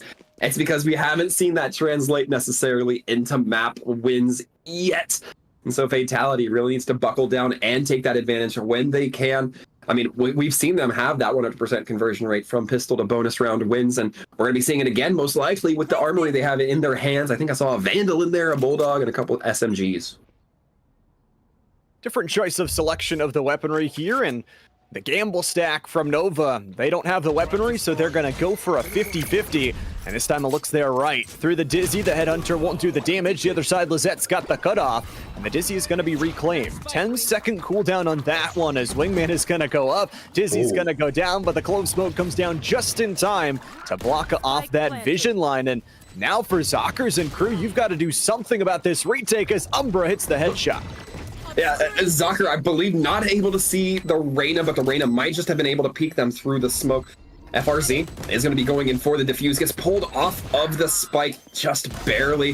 It's going to have to be the re-defuse trying to come through. Spike diffuser gets taken down. It's all up to Clasher, not able to do too much there. However, 2 kills claimed off the side of Fatality, although I'm sure they reclaimed their guns, especially that Vandal. Pick up the most expensive thing, and there you go. Will be Lizette picking that up with the regen shield to go here into the next round. Fatality go back to back as they've done so many times already. Now it's going to be the third round. The full rifle coming through from Nova. They've got the Outlaw as well picked up with the full shield onto Master Babo, who's going to be looking to just shut down that long B angle. And for Fatality, again, we question just how much damage can you do here? Remains to be seen. They still do have a rifle, a lot of opportunities, a lot of tools to pry themselves into a favorable position. Babo could be opting into that Outlaw, could be so crucial against any teams that have that light armor only purchase. It will one-shot at body. And Babo just trying to hold these angles as they know they're going to have to peer through that smoke. Eventually going to be waiting for the smoke to dissipate. Will Fatality on your left, however, ready with the Dizzy to throw it in, get that hard engagement. And right now, just a soft peek, but Fatality might slowly be sniffing out with that Cypher, that A site, a little bit more clear. Maybe the calls are being made, and we can already see the spike starting to pivot. Can they escape with their lives? It looks like mostly so. Zockers is going to be the first one to actually fall. And this means a 5v4, the reopening through from Kite, who has just had so much space down here through the mid plaza into the doors. And we'll send out the Chomsky, but Babo sends out the double bullets right to the body. Clasher gets a headshot as the spike will go down. And that was so much space purchased from Fatality. They're just not able to hold on to it. That Cypher perhaps pushing just a little bit too deep. Gonna be Happy Milkshake taken down, and then finally it should come down to this Astra. Question remains, can Fatality deliver? It's gonna come down to Umbra. Guess the 1 kill has to back out, and it's the Wingman going in for the defuse. Gets so successfully, perhaps the goodest boy of them all. The best one to do it, and honestly that spike plant location just didn't quite help him. Pretty safe behind the boxes, had to invest the bullets to try and clear it out, and did invest that Umbra Empress ultimate very early on into this half. Now, of course, Reyna's one that only needs 6 of those orbs to charge it back up, but you wonder maybe could have been more useful in this 4th round. Either way, it is no ultimates on the board. It's a straight up rifle round. And I have to wonder when the switch flipped for Novacore to realize, hey, they're putting a little bit too much fake pressure on B. We need to start pivoting towards A. Because Fatality looked like they had a really good read of the situation, having A possession for a lot less purchase. It's going to, however, be a great start for Novacore, moving this round ahead as they get the early 2 kills. Fatality going to be very weakened and very high likelihood that the defending Novacore knows all 3 of them are in this B main. They're going to crunch them. No chance to escape now. It is only 4. That is the way they've got to walk. Dizzy goes through, but doesn't connect onto Milkshake. And now all of a sudden the reloads come through. It's just going to be a patient play back through spawn as Clasher will await the rotation. There's no space gained all the way into sight. there is some space gained into main, but on your left is going to be able to snipe one down, and they will escape right into the waiting arms of Clasher. A 2v1 for them, and they've got to clear every single angle, not wanting to go super hard. They invest the Dizzy, it's the wrong way. Headshot comes through. How about a double? Clasher gets the flawless for Novacore. And that is such a tough spot for the Gecko. You throw the Dizzy out there just to try to clear everything, but Clash are able to dip behind that wall, behind the archway, just before the paint spurts out, not giving any clue that there is a jet waiting to get the backstab. Does so successfully, and because of that, another equalized game so far, 2-2. And Novacore certainly seem to have the money advantage here as Fatality limping away with those weaker buys. They're going to try and go for something fast here. Clasher's going to be under a lot of pressure to start out this round in a possible 1v4 on the entry. Here comes through. It's going to be the Leer plus the Prowler combo, and then the send through. Babo's got a headshot on towards the mid, but it's Clasher that shuts down one, and that's already 3 players down. The reinforcement comes through, and the spike is in no man's land. Yeah, the spike resting nicely in that smoke. Kite with an unfortunate weapon swap, pulling out the ability. Can't get their Spectre out in time. Lizette is able to take down 0-1. That will get them that neural theft, but just not enough time in that Cypher's position. Surely going to be given away by the death. Has to just try to play carefully, get what they can. It looks like they picked up a Vandal, and they might just be trying to escape with it. No, has to go for this re-engage. Babel able to teleport high, disorienting Lizette all around the map. Those quick moves, and Babu, the real victor of that round, just helped reinforce Clasher's position, which originally looked very fragile. But that's just something that Pearl has. A lot of those right angles, you think that the map is bigger than it actually is. There are a lot of quick rotations, especially on that defensive side. And now it's back to the full buy. That kind of half investment will go back to full rifles. Only the regen shield on one. And we've got 4 ultimates in play. The fact that we see the regen shields maybe means that they lean away from those B angles. They don't want to take any of those early outlaw shots and cost yourself a man advantage in the early ends of this round. It's going to be the Gecko throwing out utility, just trying to get some clearance in mid. It's kind of how we've seen Fatality. They fight for that mid a little bit more aggressively than might be worth at times. Lizette slowly creeping up. Just waiting, trying to find whatever advantage they can, but they're giving a lot of space over to this jet for Novacore, already pushed into spawn. A huge wrap from Clasher. Clasher's going to do it again. Patience comes through. There's the shot. It's only a body shot, but it's even more on the cards as Kite doubles up with a headshot. Now things get really interesting. Lizette not caught in the tripwire placement, but some information gained as well. The clove smoke will push them right back into the waiting grass of Babo. Through the door, the shots go, and the knife is going to be pulled out for the fast run, and then that teleport. Astra has gained space in towards the holes. They know this site is clear, and Milkshake through the smoke gets the kill. I believe that was because of the scan from the fade, the eye, giving away that chamber position, allowing the Astra to just shoot nicely through the smoke. Soccer doesn't check the corner fully, and Lizette able to take them down. Another 3 attackers coming up clean. And again, that just comes down to the pivoting that we saw. Another moment where Happy Milkshake was just able to push onto B site once Novacore completely evacuated, getting themselves nestled so nicely in that the retake near impossible from Fatality. That rotary position always so good, and I've liked the ideas from Clasher. Just that time, you get 2, you get even 3 there. The round definitely changes up, but only got that single, and it is going to be the tour de force invested early on here from Babo. Has the shotgun just in case things do go awry. Here for Fatality, though, they've tied up the round count 3-3, but they're still down in overall map count 1-0. I wonder if they use any of their 4 ultimates here in this round. The tour de force will be revealed to be at A, so that might mean that the attackers start to lean more towards that B site. I mean, they're going to try, but Clash are putting Happy Milkshake down. That's a lot of utility gone from the Astra. No longer in effect. Ooh, but a nice trade out FRZ. Getting taken down by Umbra, as now these teams are looking at a 4v4. And it looks like A still not being favored. They know that tour de force might still be in effect, but there should be the thought, you know, maybe that chamber has had enough time to rotate. Mind games can certainly be played here. You have unlocked that mid highway. And at some point, the mind games can be enough to game your own mind. Get yourself a little bit tied up in a knot and just wait too long to go because it's 40 seconds. Need about 5 to get that plant down. And I mean, at this moment, especially with a Gecko guarding that B site and the tour de force on A, it is going to be really tough to actually get this engagement. And down to 25 seconds, the green light has to be now. Clasher gets a headshot, and this round is pretty much over. Yeah, you have to be very careful with your fatality. If you walk into that trademark, it's going to reveal your location, and then the chamber can just pivot with that tour de force. Do we see the kills go through? Wingman going to be making a break for the point. They're going to be hearing the kit go down. It will actually be a plant, so it's going to have to be a soft retake coming in from Nova Corp. They're already very close and nestled onto site. And Neural Theft, however, might be buying them a little bit, might be buying Fatality a little bit more time, especially with Thrash coming in. The burn down does come through. And with the Wingman trying to go in for the defuse, it's all going to be clean up here from Novacore. And what a good time buy from Novacore. It didn't end up affecting Fatality in the pre-plant, but still, it caused them to have to really rush that.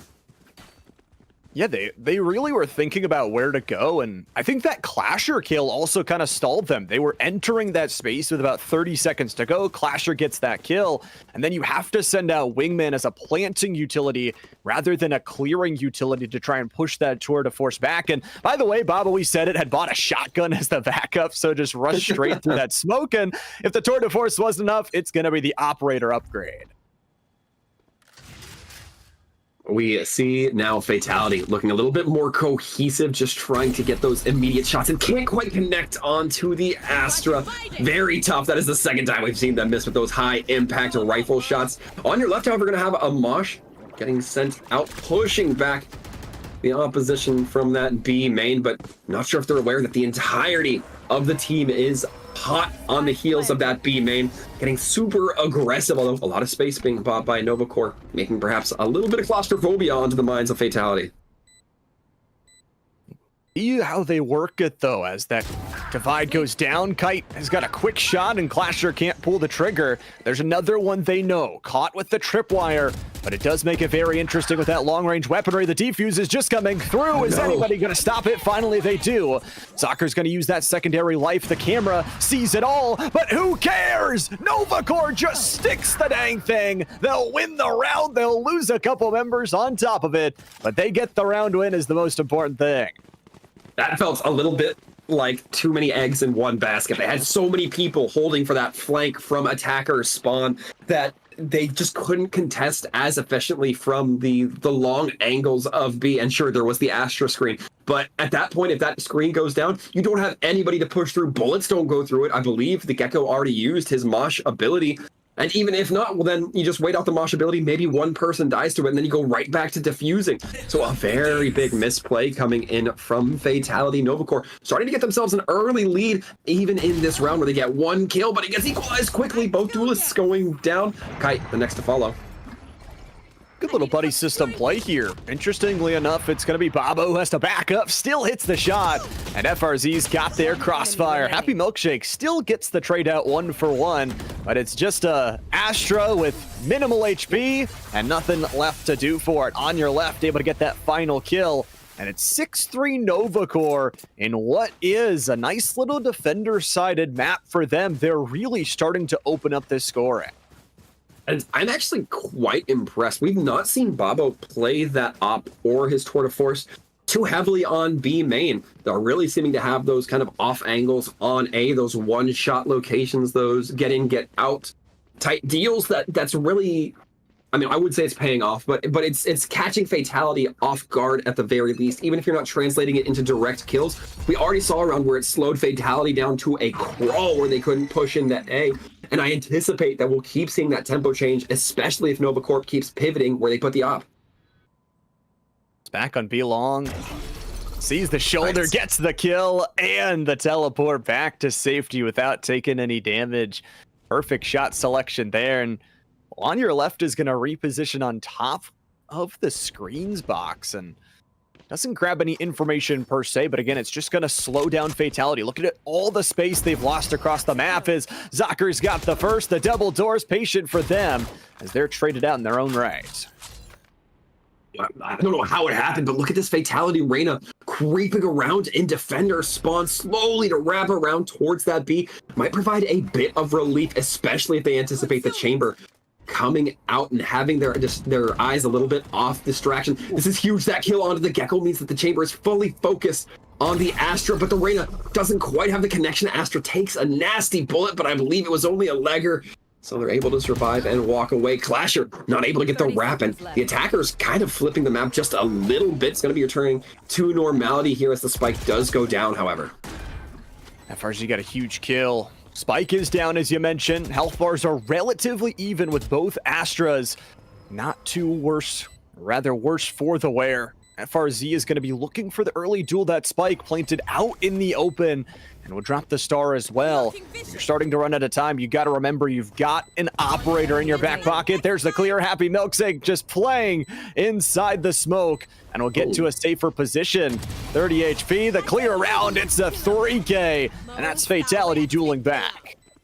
And I think that these rounds are where you can see why Fatality tries to play a little bit more aggressively towards mid. They know if they can route mid in either one of the directions, towards B or towards A, that they can get a wrap into attacker spawn, and that can either cause so much confusion in your opposition or can give you so much leverage against them. We didn't quite see it come into full force, but Fatality had that Reyna nestled in a beautiful way to get early kills on the chamber, on the Gecko, on that B site. And now that Novacore knows that, they have to be more aware of it. They've got to be very wary of these opportune attacking spots as Fatality. Just 2 rounds left to go. The fears are going to be faced. The sounds are going to be turned off here for FRZ, and even the Prowler on top isn't going to be enough to dissuade them away from the site, but the kill will. Umbra traded 1 for the kite, and Cadwin gets Clasher down finally. This is a free site with that Astral Divide coming through to splice that one right in half. The Thrasher does connect, but can you really push on this? You've really got to send out the Mosh, trying to send him in. Finally, the Poison pushes him out, and it's a 3-on-3. Cadwin in a brutal spot right there, trying to just get away, gets hit by the Mosh. There's nothing you can do except swing out and hope they miss their shots. They don't. These are very good teams, but Lizette able to rain through on those smokes, find purchase 4-2. Happy Milkshake able to get the final kill on your left, and Fatality looking to swing this a little bit more towards even now. A 6 versus 5 as we head into this last round before the swap.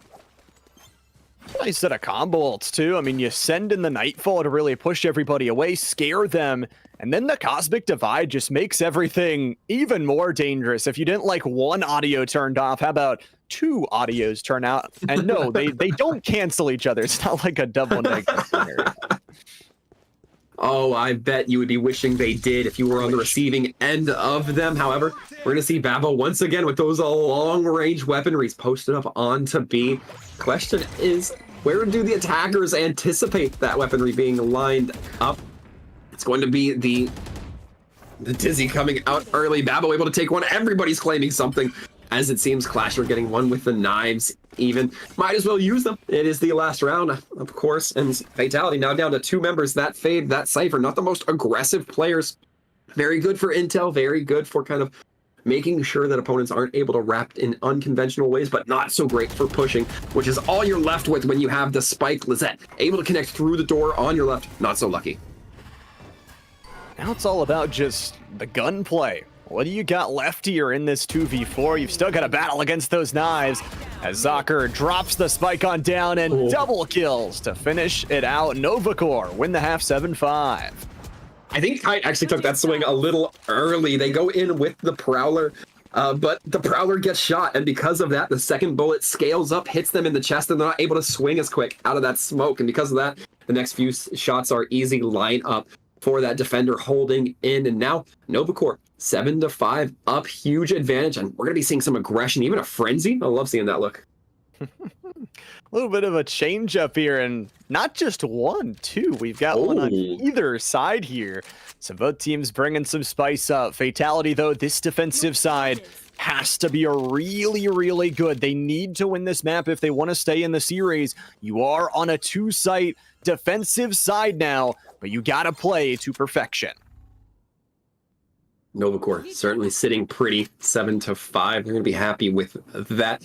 And I'm very curious to see how they utilize this chamber. Babo on the attacking side now. We saw them do a lot of the change-ups with that tour de force, but perhaps going to be looking a little bit differently. You can't play a stationary when you're on the attack, at least until you get into that post-plant set up. It's going to be a cluster going through Art Novacore, looking to really surge with those numbers advantage. A lot of Astro Kit and the Cypher both set up on A, but the response from the defense rather rapid here. Happy Milkshake with a nice wraparound. Can they get the timing? No, not quite.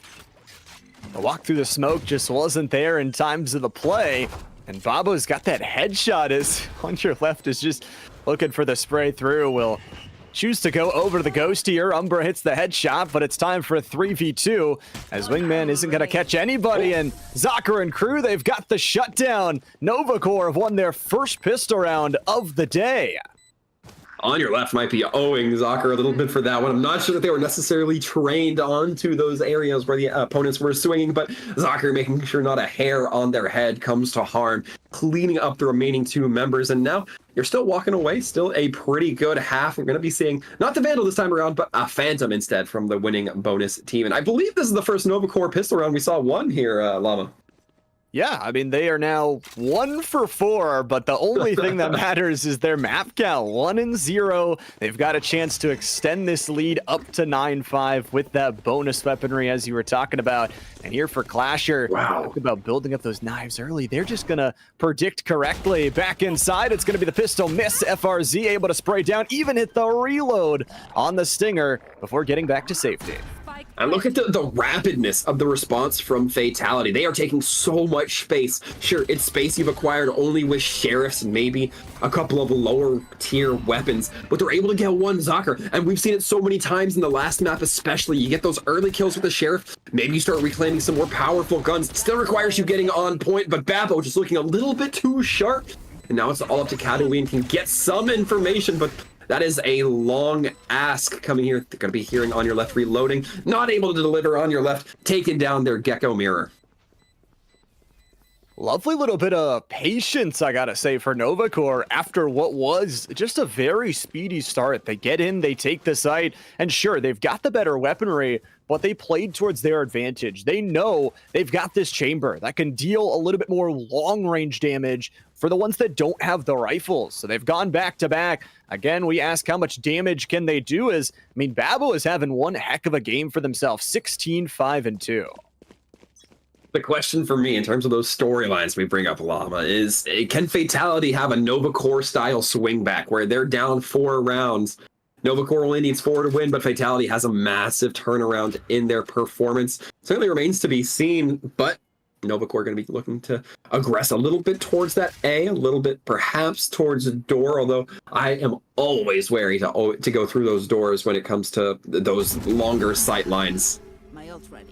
I mean, it's World War II out there. You really don't get a chance to go in for free. And, well, Umbra doesn't get their chance to overextend. Clasher gets the headshot before Lizette puts another into the dirt. Fatality have got a man advantage here, but they really just don't know where to go. They're trying to play that mid-highway, put a little bit of police road blockages there so that Novacore doesn't have as easy of a time walking through it. But the problem is, it's again, ships in the night, a free sail for the Novacore. I love the jukes we're seeing come through for these teams. Novacore, again, so good at doing those pump fakes or those reroutes where they're able to just get themselves nestled onto point, kind of unawares to the enemy team. Kadoui has to be very careful here. Babo is holding on that high, does have the rendezvous. Gets the 1 kill. Dizzy going out, getting some information, but Kadoui with a nice claim to fame. Flash, you're going to be getting 4 at the end of the day, though. That is insane. I'm not going to lie. Clasher finds the timing to isolate both of those final kills into 1v1s. And that is 1 away from the Blade Storm as well. The economy for Fatality. They are now 5 residents, I guess 4 residents of Shambles Town with some light shields, some rifles here and there, and it is what it is. It's going to be tough. It's going to be tough. If you're Fatality, you really have to bunker down and make sure your mental is going to be good enough, because based on these purchases, I don't know if we'll be seeing any buys come through them should they lose this one. Remains to be seen, though. Early Nebula's coming out. No, it's just the recalls. Instead, Clasher with a nice swing on to Kite. Kite pre-firing just a bit too much. They're able to get a nice connection with that. A little bit longer than a Phantom feels like it should be able to hit at. Either way, Clash are not going to be complaining as they get nice entry onto site, getting 3 to their name. Here. Clash is just dropping nukes out here. 5 HP and still a danger to clear up towards the tower side. Instead, Zocker doesn't quite look in time, and Lizette back to safety only for a moment. Gets the double at the close range. Neural Theft is going to be popped. You need a clutch now. You've got the Phantom. You've got 86 HP. The good news is Clasher, the first duel, is the lowest, but Clasher still hit a bullet at 5 HP, gets the Quadra, and puts Novacore on 11. Oh, nice little squeezy there too. But no, there was so much pressure coming in from FRZ. Just on that wraparound, once again, they were coming through the defenders. Spawn, the Cypher should have known that, given the neural theft. And even if they didn't react to it, it's still so much pressure onto Novacore because onto Fatality because you just can't tell. You don't know which way is going to hit you first, and you just have to try to cope and get the best option you can. Fatality now at a huge deficit. Novacorp, big lead here. 2 to win it all. As they'll drop the spike back and look for the early kill. They will get it. Prowler won't give you anything, and no ultimate orb for the Fade. That's almost a free site already, as Lizette has to do it all on this terms of the clearance. The re-clear is good enough as Clasher trades them.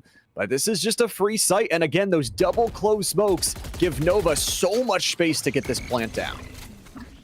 Yeah, worth noting that the attackers did lose that Gecko. The Gecko didn't have the spike, but getting rid of that Gecko sort of relieves the pressure of you having those long-range plants. However, Fatality in a very brutal position. Now they have their back up against a wall, 5 to 12. This has gone so belly up for them. From bad to worse, I mean, it was a winnable scenario going 7-5 in the other side, but now you've lost 5 straight, 2 ultimates up and available for Novacore. They are in position to win the series, to hoist the playoff trophy. Fatality is going to need some heroics, and we talk about some of these limping buys. You go half buy last round, you have to go half buy again because you lost. Yeah, the economic planning from Fatality, not a huge fan of it. If you know that there's a good chance you might be going to match point, you really want to save up and try to have some higher grade equipment for it. Novacore has the Gecko kind of still posted up in the attacker. There we go, starting to get a move on. But Novacore down 1 is a great start for Fatality. They just need to hold on to it. They didn't suffer much, if any, damage. That puts them in a very good foot, especially with Lizette getting on your left. Lizette's going to post up as well to see if they can't find even more. Through this attacker side, Spawn is going to look forward onto Clasher. First Clasher not checking, finally will and gets the kill. A 5v3 turned into a 3v3. A tale as old as time. And Novacore is going to rush towards this A site. They're going to send Astra straight down the going. And that's a kill. 3 to 2, the dash onto site, and the defense is broken. Shattered. Fatalities down to 1 member. And there was some real hope for Fatality. They had a huge moment of strength there, but they just let their hands off the brake a little bit too early. Kite, the last remaining member to see before that scoreline goes 13 to 5. Novacore successful in a much more convincing fashion than we saw on first map.